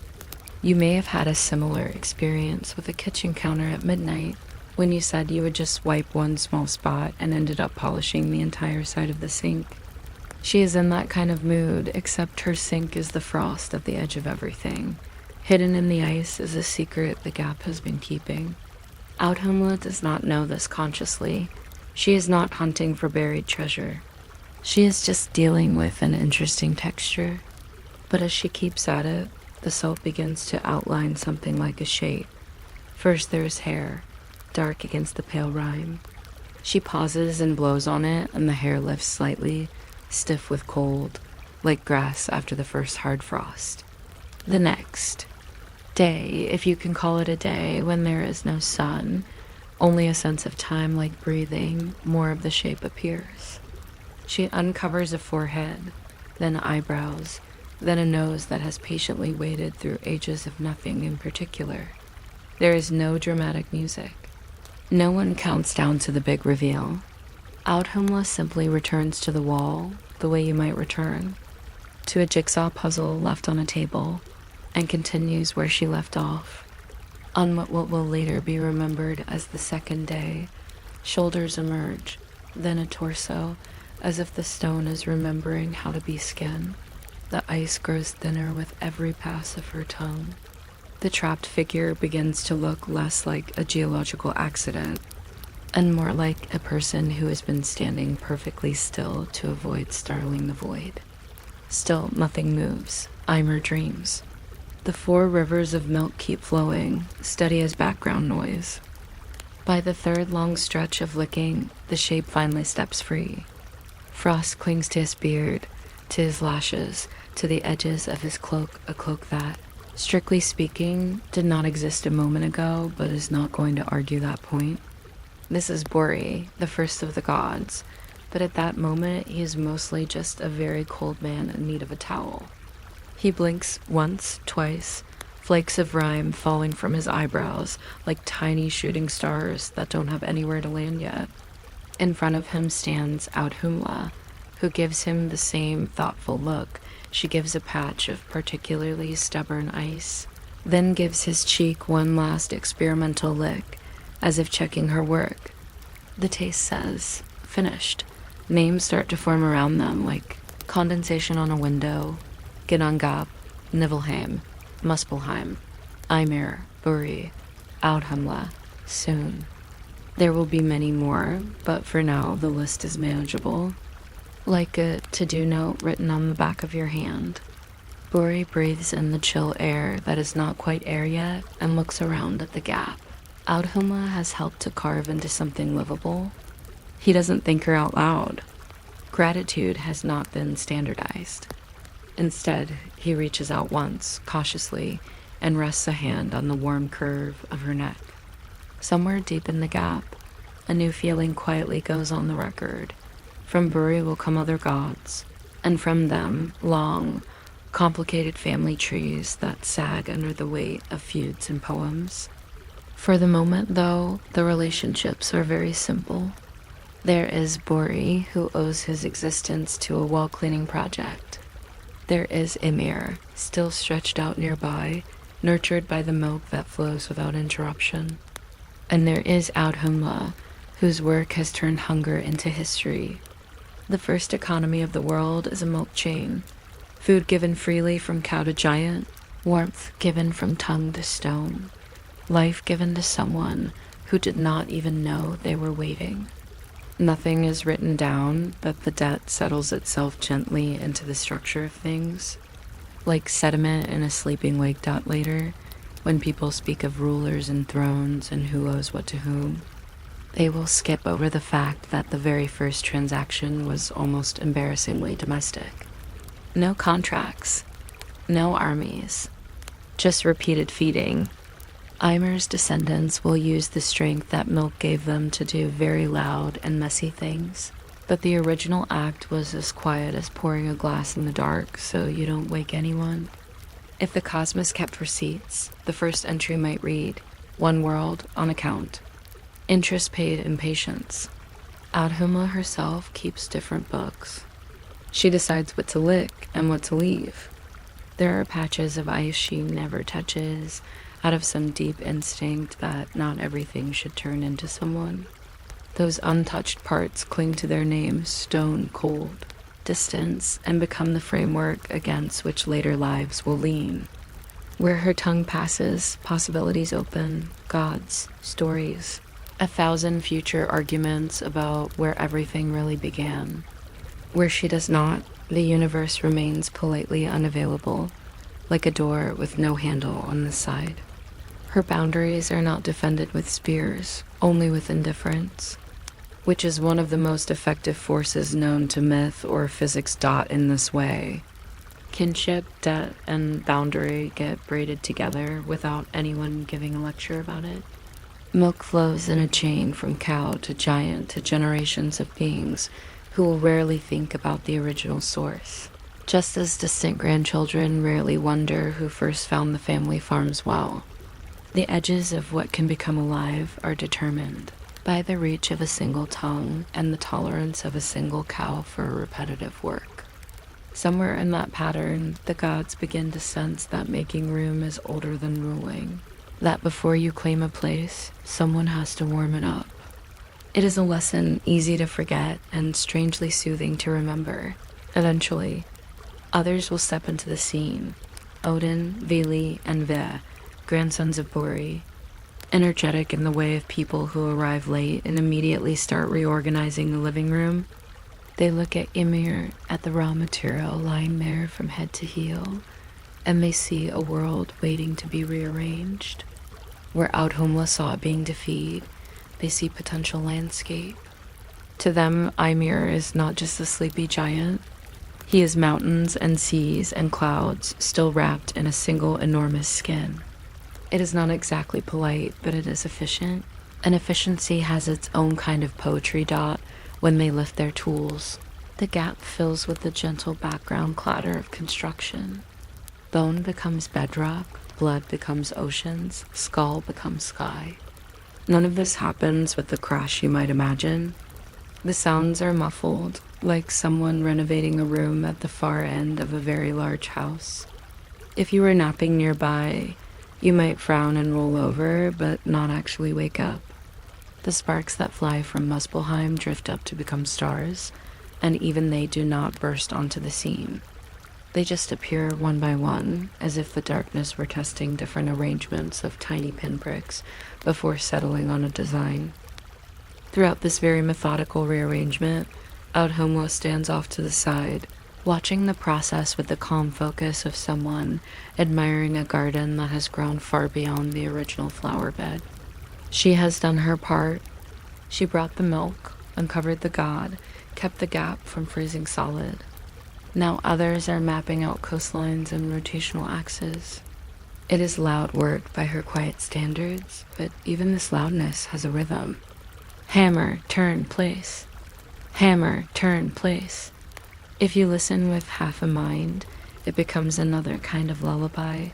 Oceans take their positions. Shorelines practice being permanent, and know, deep down, that they are not. Winds pick up the habit of moving from one side of the world to the other, more out of curiosity than duty. Somewhere, a mountain creases its new surface and decides to stay that way for a few million years, just to see what happens.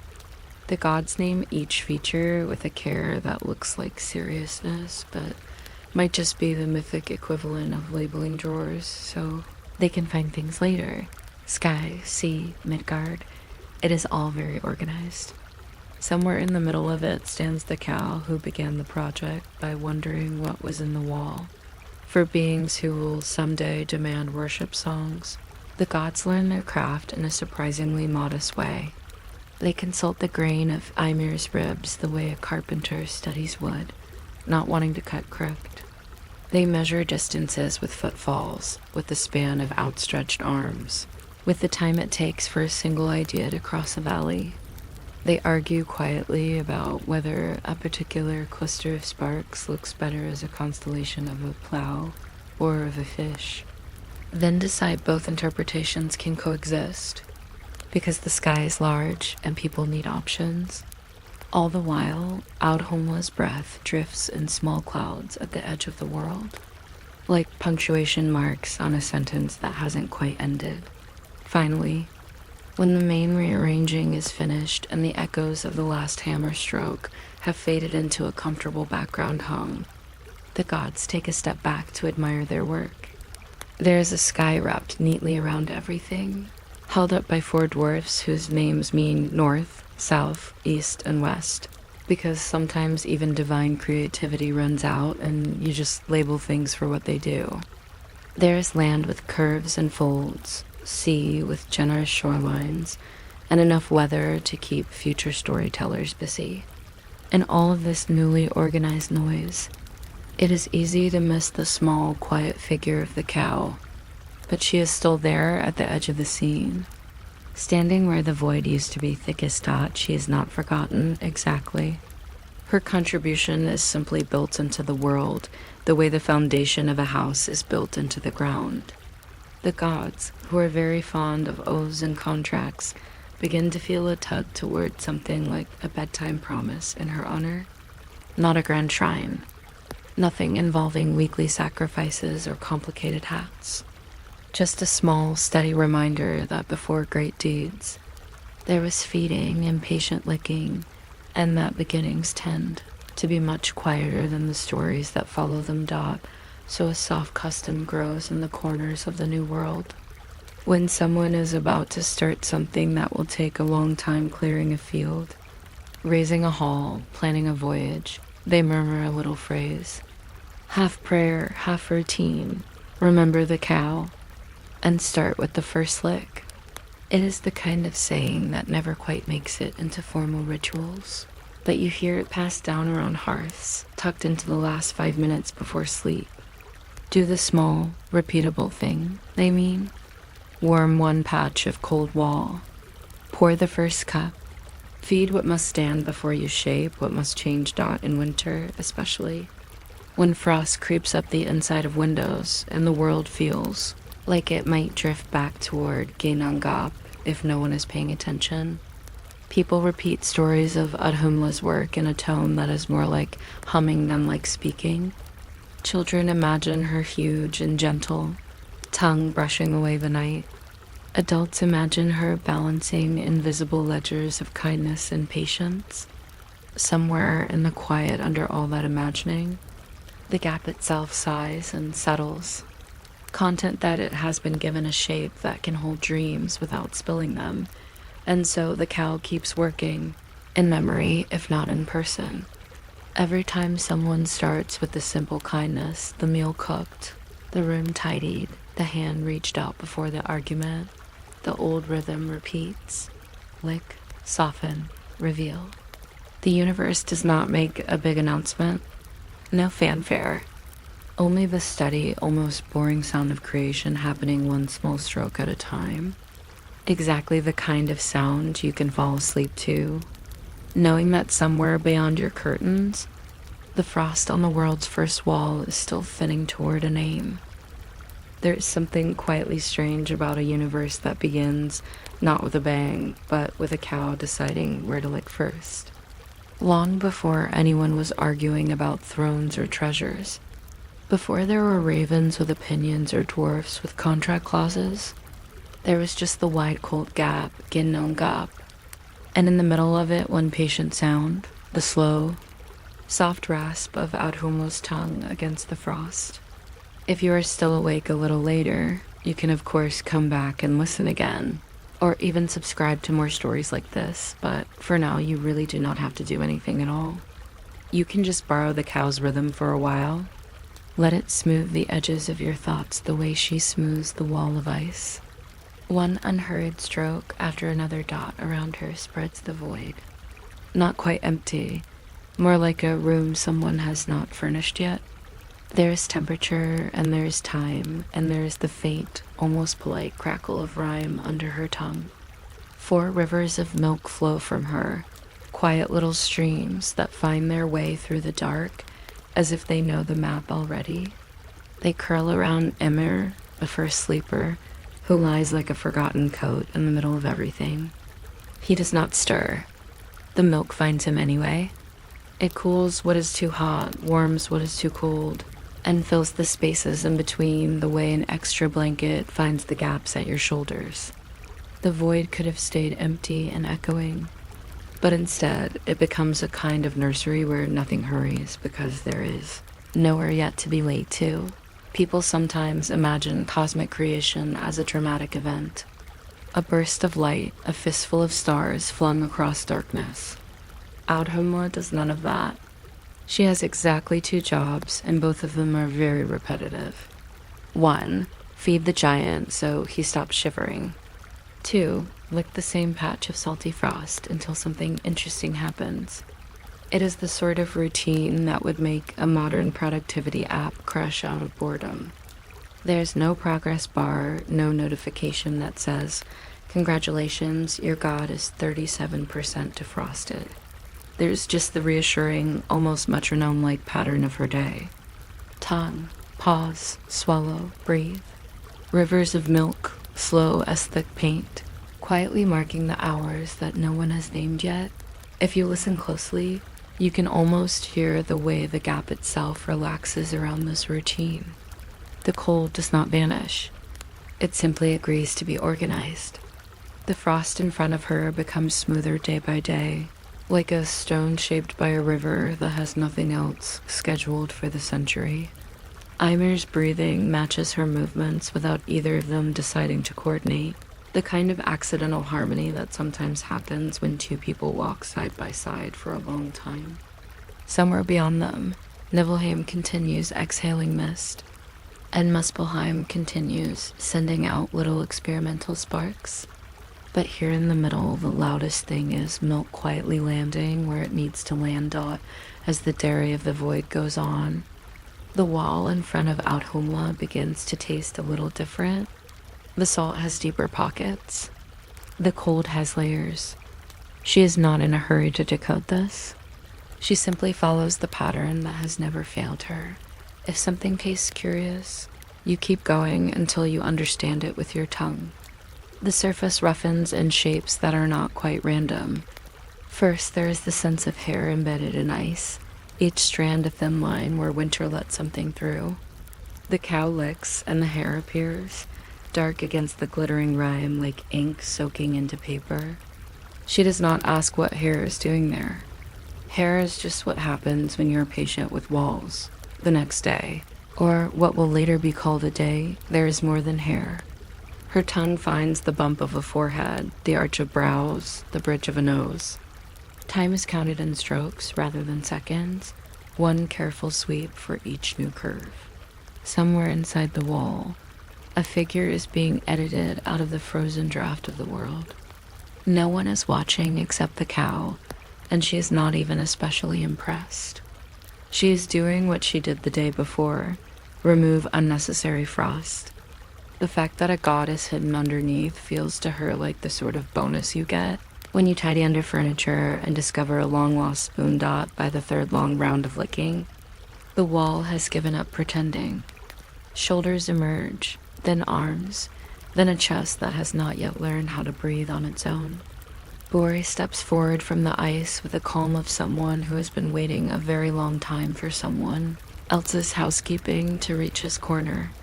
Frost clings to his beard like crumbs after a snack.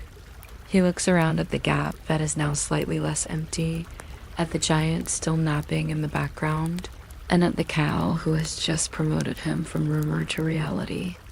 Audhumla flicks a last trace of ice from his cheek with the same absent-minded politeness you might use to brush lint from a friend's coat. Then she returns to Ymir, as if freeing a god from a glacier where the sort of side task one finishes before a lunch dot. From here the story could, in theory, speed up. Bori will have a son, Bor, who will meet Besla, who will become the mother of Odin and his brothers. And suddenly the gap will be full of opinions and initiatives. But for a while, it is still quiet enough that you can pay attention to very small things. You can notice, for instance, how Audhumla never steps on the same patch of frost twice in the exact same way. How her hooves mark out an accidental pattern around the places she has already smoothed. If someone were to draw lines between those hoof prints, they would probably invent geometry long before there is anything to measure. No one does, which is just as well. The world is not ready for rulers yet. It is still dealing with the concept of more than one person awake. In this lull between awakenings, the milk rivers learn their long routes. They loop around Ymir and Bori and spill outward, imagining where future valleys and seas might be. Later, the gods will turn the giant's body into landscape bones into mountains, blood into oceans, hair into forests. But even before that, the milk is rehearsing the geography, tracing gentle paths that say, here, perhaps a fjord. Here, a little inlet where someone will one day forget a net overnight. Audhumla does not plan any of this consciously. She is simply very good at providing enough for whoever is near. It is a kind of quiet logistics, the original supply chain, conducted without a single meeting. As more beings appear and begin to call themselves kin, the idea of debt drifts into the room. Ymir has lived off the cow's rivers without ever sending a thank you note.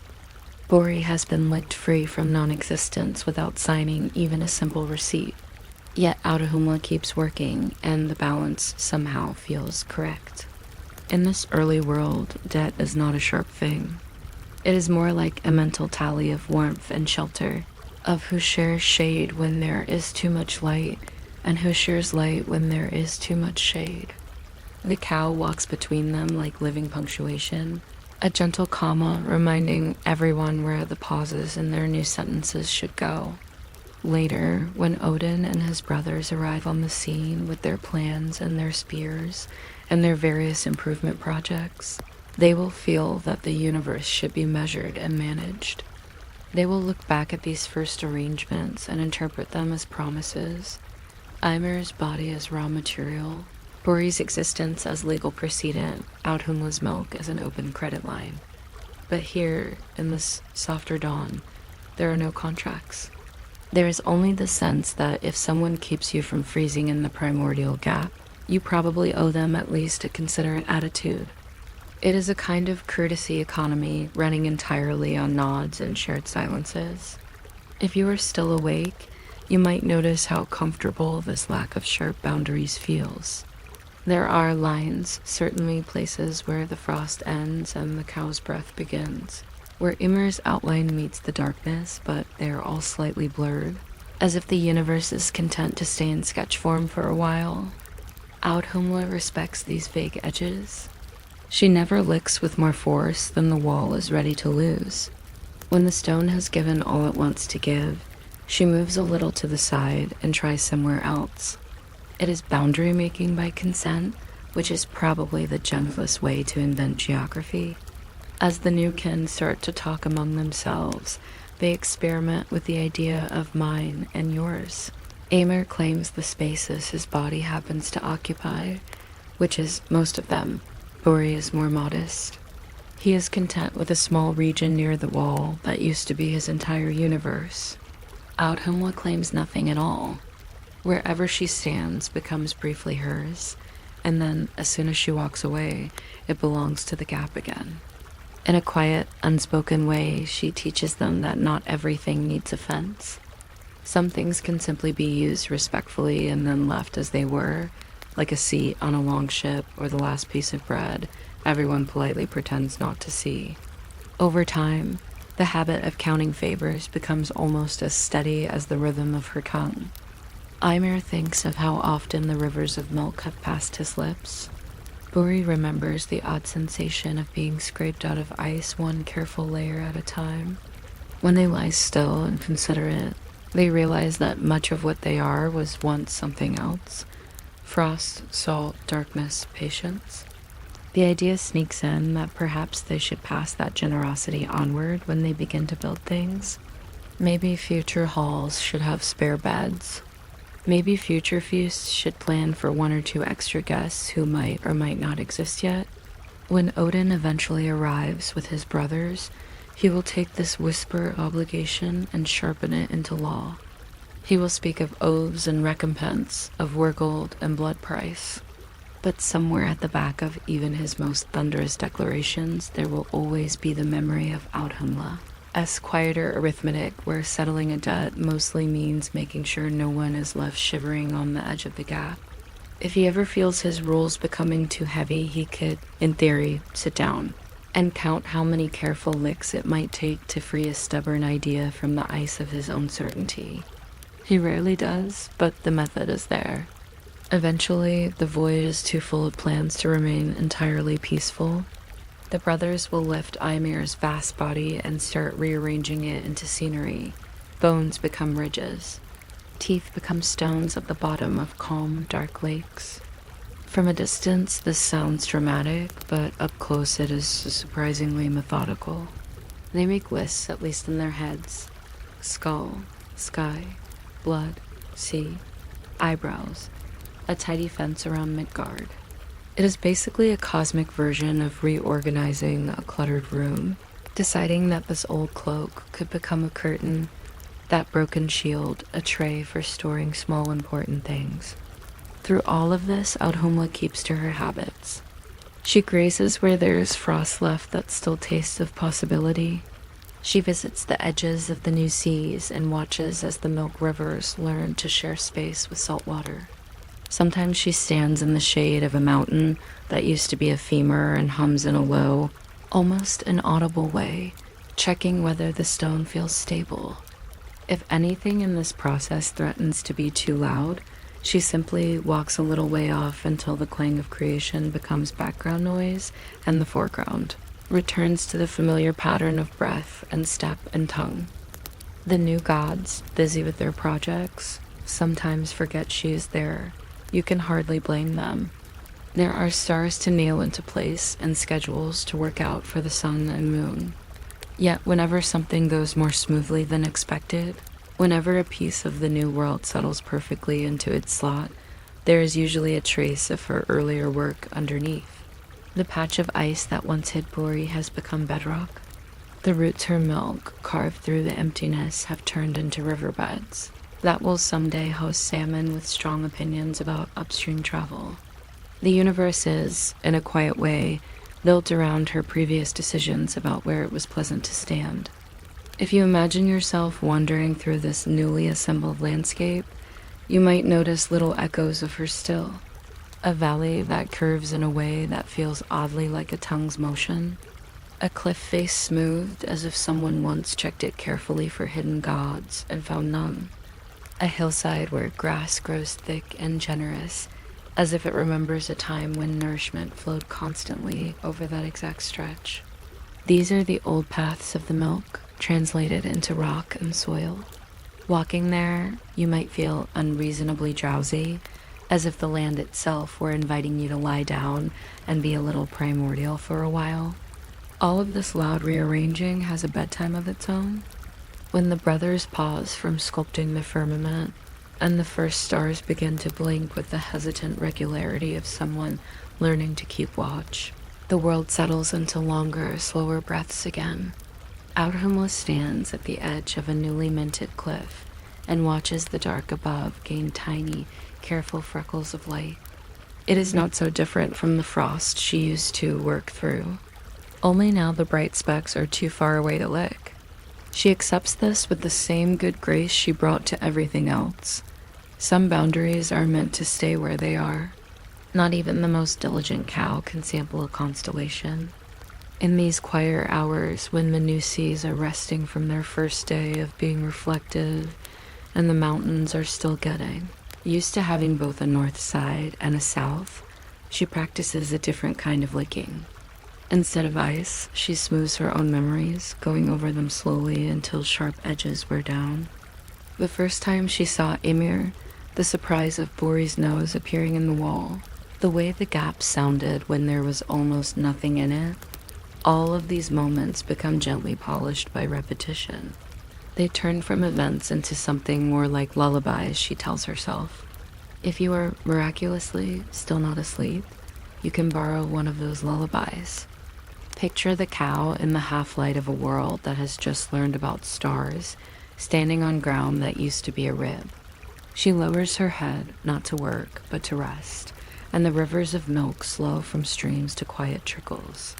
They find their way into new soils, leaving future fertility like forgotten coins in a coat pocket.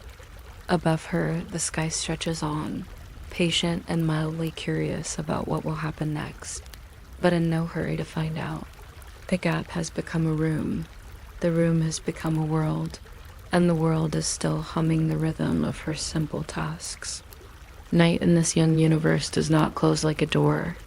It folds itself around things like a blanket that has just come straight from the line, full of faint, clean cold. Somewhere far away, gods are drafting laws. Giants are pondering grudges, and tiny plans are beginning to collect around the idea of tomorrow. Here, around Audhumla, there is only the soft shuffle of hooves and the occasional contented sigh of a being whose to-do list consists solely of feed whoever is nearby and see what the wall turns into next. She has done those two things very well so far. She will probably keep doing them long after you have drifted away, leaving her to her quiet, careful work at the edge of the first morning. Of all the loud and heroic things that happen in Norse mythology, one of the quietest is the night shift at a well. Not a magic battle, not a feast, just a small group of women keeping a tree hydrated. The most important tree in existence, yes, but still a watering job. If you're still awake a little later and feel like following more stories like this, you can always come back or even subscribe. But honestly, it works just as well if you forget everything and fall asleep halfway through. You find yourself at the base of Yggdrasil, the world tree, at that in-between hour when even the ravens are too tired to gossip. The air is a sort of soft gray, like the color the sky puts on when it's thinking about dawn, but hasn't made up its mind. Somewhere far above, the branches hold worlds and weather and arguing gods. But down here, at the roots, things move on a slower schedule. The bark rises beside you like a cliff of old stories, carved with runes that no one bothered to make dramatic. Just notes like, remember to mend this crack next thaw, and squirrel forbidden from this side after acorn incident. Someone, very long ago, decided even a cosmic tree needs maintenance memos. Near the thickest root lies a small stone-rimmed pool, the Well of Ord. It doesn't roar or sparkle or try to impress anyone. It just sits there, filled with water that remembers more years than anyone has correctly counted. The surface barely moves, except where a slow drip falls from some unseen place and sends out patient circles. If all the 9 worlds are noisy thoughts, the well is the pause between them, that blank moment when your mind just stretches. You can almost feel the tree leaning down toward it, like a thirsty animal that knows this is the good water, the kind with minerals and gossip. The Norns arrive as if they've always been here. You don't hear footsteps. You just notice that 3 figures are suddenly part of the scenery, the way you only notice a chair is missing when you go to sit on it. One is older in the way mountains are older, not in the way people complain about their knees. One is middle-aged, if eternity can agree on something so specific. One feels young, though there is a tiredness around her eyes that suggests she's been the young one for a very long time. Past, present, and future, people like to call them, but they themselves think of it more practically. The one who remembers the mess, the one who cleans today's mess, and the one who keeps a list of likely future messes. They loosen their shawls, set aside bundles of rune-carved sticks, and begin the least dramatic chore in mythology. With wide carved ladles, they scoop water from the well, pour it over the roots, and watch it sink into the dark, fibrous earth. It is the kind of job that sounds simple until you imagine the size of the tree. If Yggdrasil could see a dentist, its roots would need their own waiting room. One of the Norns murmurs something about last winter's frostbite on Route 7, and another makes a soft, sympathetic noise. They speak like old coworkers in a sleepy office, the kind where everybody knows which window is drafty and which chair creaks. Once in a while they pause, fingers pressed lightly to the bark, listening to the slow, sticky pulse of sap. They aren't checking for danger. They're checking for rhythm. As long as the sap moves steadily, everything else can wait.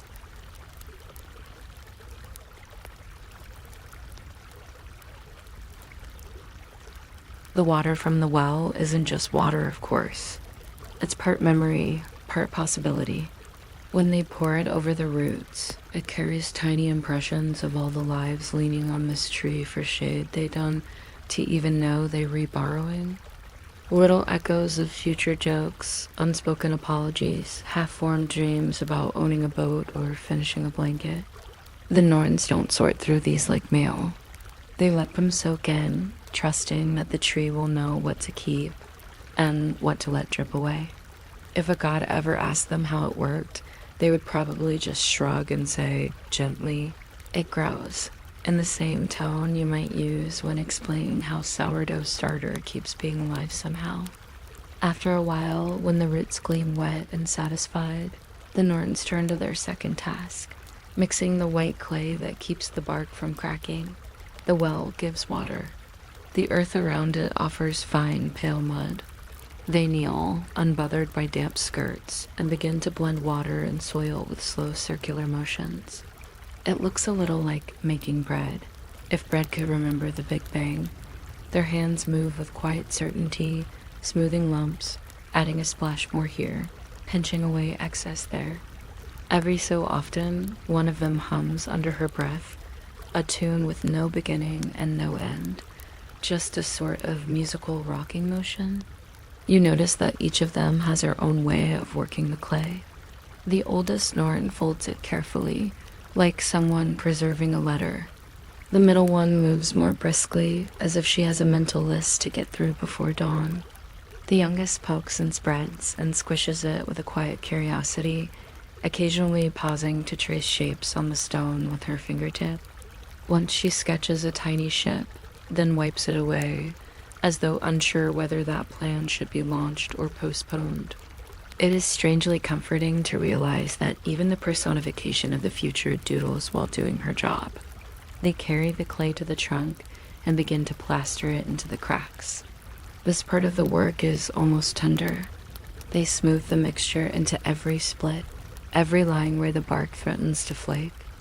The tree does not speak, but it creaks softly, a kind of woody sigh. Somewhere far above, a leaf turns greener for a moment. The Norns glance up, exchange the smallest of pleased nods, and continue. There is no applause, no lightning strike of approval, just the satisfying knowledge that something enormous will not ache quite as much tomorrow. As they work, they talk not about destiny, which would be like a baker talking about flour all day, but about small things. A squirrel that misjudged a jump and spent a week being dramatic about it.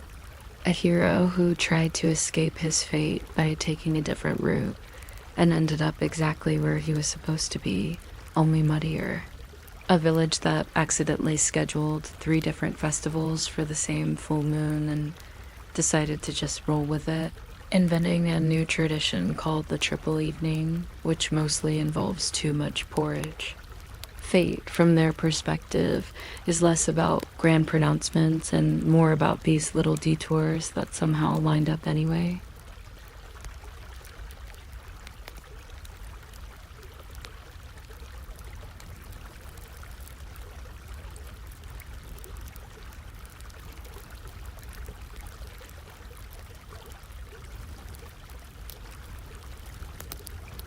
Each stick holds a mark.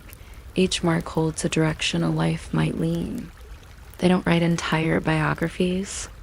They just nudge things. A meeting here, a misstep there, a moment of unexpected courage despite indigestion. You watch as they roll a small bundle of rune sticks between their palms and let them fall on a flat stone. The way they scatter matters, but in a calm, statistical way. Not in the dramatic, thunderclap and booming voice way stories like to pretend.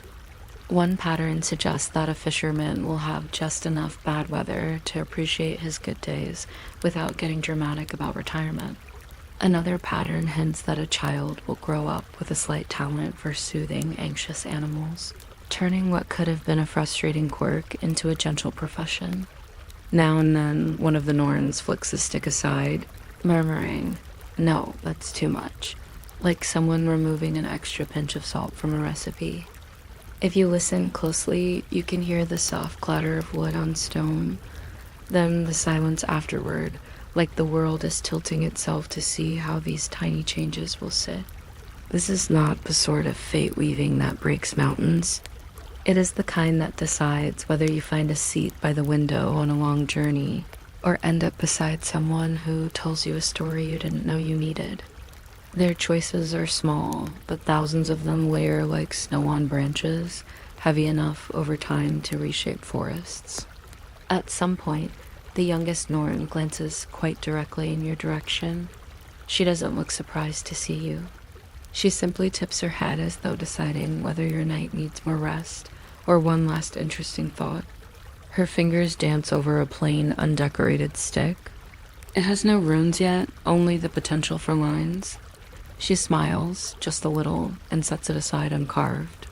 Whatever your future is, tonight's part of it is apparently no edits.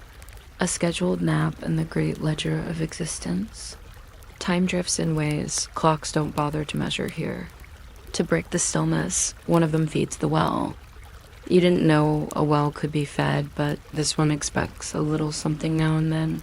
A strand of hair from someone who finally forgave themselves a crumb of bread from a meal shared after an argument, a tiny shaving of bark from a tree that grew in a stubborn corner of the world. They drop these in, not as sacrifices, more as bookmarks. The well takes them with barely a ripple, storing them somewhere in its impossible depth. It is something like a cosmic scrapbook, only without the glue accidents. Gradually, the four scenes of their night circle into each other, watering, mending, casting, feeding. By now, even your thoughts are moving at their pace. You notice things you would normally never register, the exact way the moonlight skims across wet bark, turning it silver at the edges, the faint resinous smell rising from the roots, the background chorus of distant snores, gods, giants, humans, and at least one wolf having a very intense dream about chasing its own tail. During a lull, the Norns brew something in a small iron pot over a carefully contained ember. It might be tea, or it might be time itself steeping in hot water. With them, it is hard to tell. Steam curls up in lazy spirals, carrying hints of juniper and some leaf that has never had a name in any language that cares about consonants. They sip from plain wooden cups. There is no toast, no fate, shouted to the sky. Just the quiet satisfaction of hot drink meeting cool night. One of them offers you a cup in a way that doesn't require your hand to actually move. The warmth finds you anyway, settling behind your ribs like a second, slower heartbeat. If you're somehow still awake at this point, you might notice how little actually happened and how much changed anyway. No one raised a sword. No one fell from a bridge. And yet roots were watered, cracks were filled, patterns shifted by the width of a whisper. The overall story of everything is exactly the same as it was an hour ago, but it now contains the possibility that some future traveler will find a dry path where there might have been mud or a friendly face, where there could have been indifference. It's the kind of behind-the-scenes work that looks boring until you imagine the world without it. Above, the first very faint hints of morning indent themselves along a branch. The Norns don't rush to finish anything. There's nothing to finish. Fate is not a project with a deadline, just a river that prefers not to be ignored. They put away their rune sticks, stack them with a neatness that would make any archive proud, and press the lid onto the clay jar. Tomorrow night, or the cosmic equivalent of tomorrow night, they will open it again, check the texture, splash in a bit more water if it has grown stiff. Even destinies, it turns out, need occasional stirring. They stand and smooth their skirts, and for a moment you see the outline of 3 ordinary women who have been on their feet for a long shift. There is a familiar weariness in the way one rolls her shoulders, in the way another sighs with quiet relief as she leans for a second against the trunk. They are not untouchable statues. They are caretakers at the end of a long, slow, essential task. One of them pats the bark like you might pat a very large, very dignified dog. "There," she says, in a voice that could just as easily be talking to a child finally asleep. "That will hold. The well grows even stiller, if that's possible." The tree's roots settle into their new dampness. Somewhere on some distant branch, a leaf decides to hang on one day longer than it might have. In a faraway hall, a warrior turns over in his sleep and forgets the sharp edge of a dream that would have nagged at him all morning.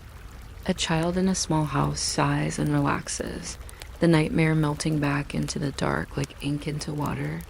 None of them will know that 3 quiet figures at the bottom of everything held a ladle a little longer, smoothed clay a little more carefully, nudged a rune stick half a breath to the left. You realize your own thoughts have thinned out like the last ripples on the well. Questions that arrived with you about what could happen, what should happen, whether everything is secretly scripted, have become too heavy to lift. It is enough to know that someone, somewhere, is doing the slow work of keeping the roots from cracking.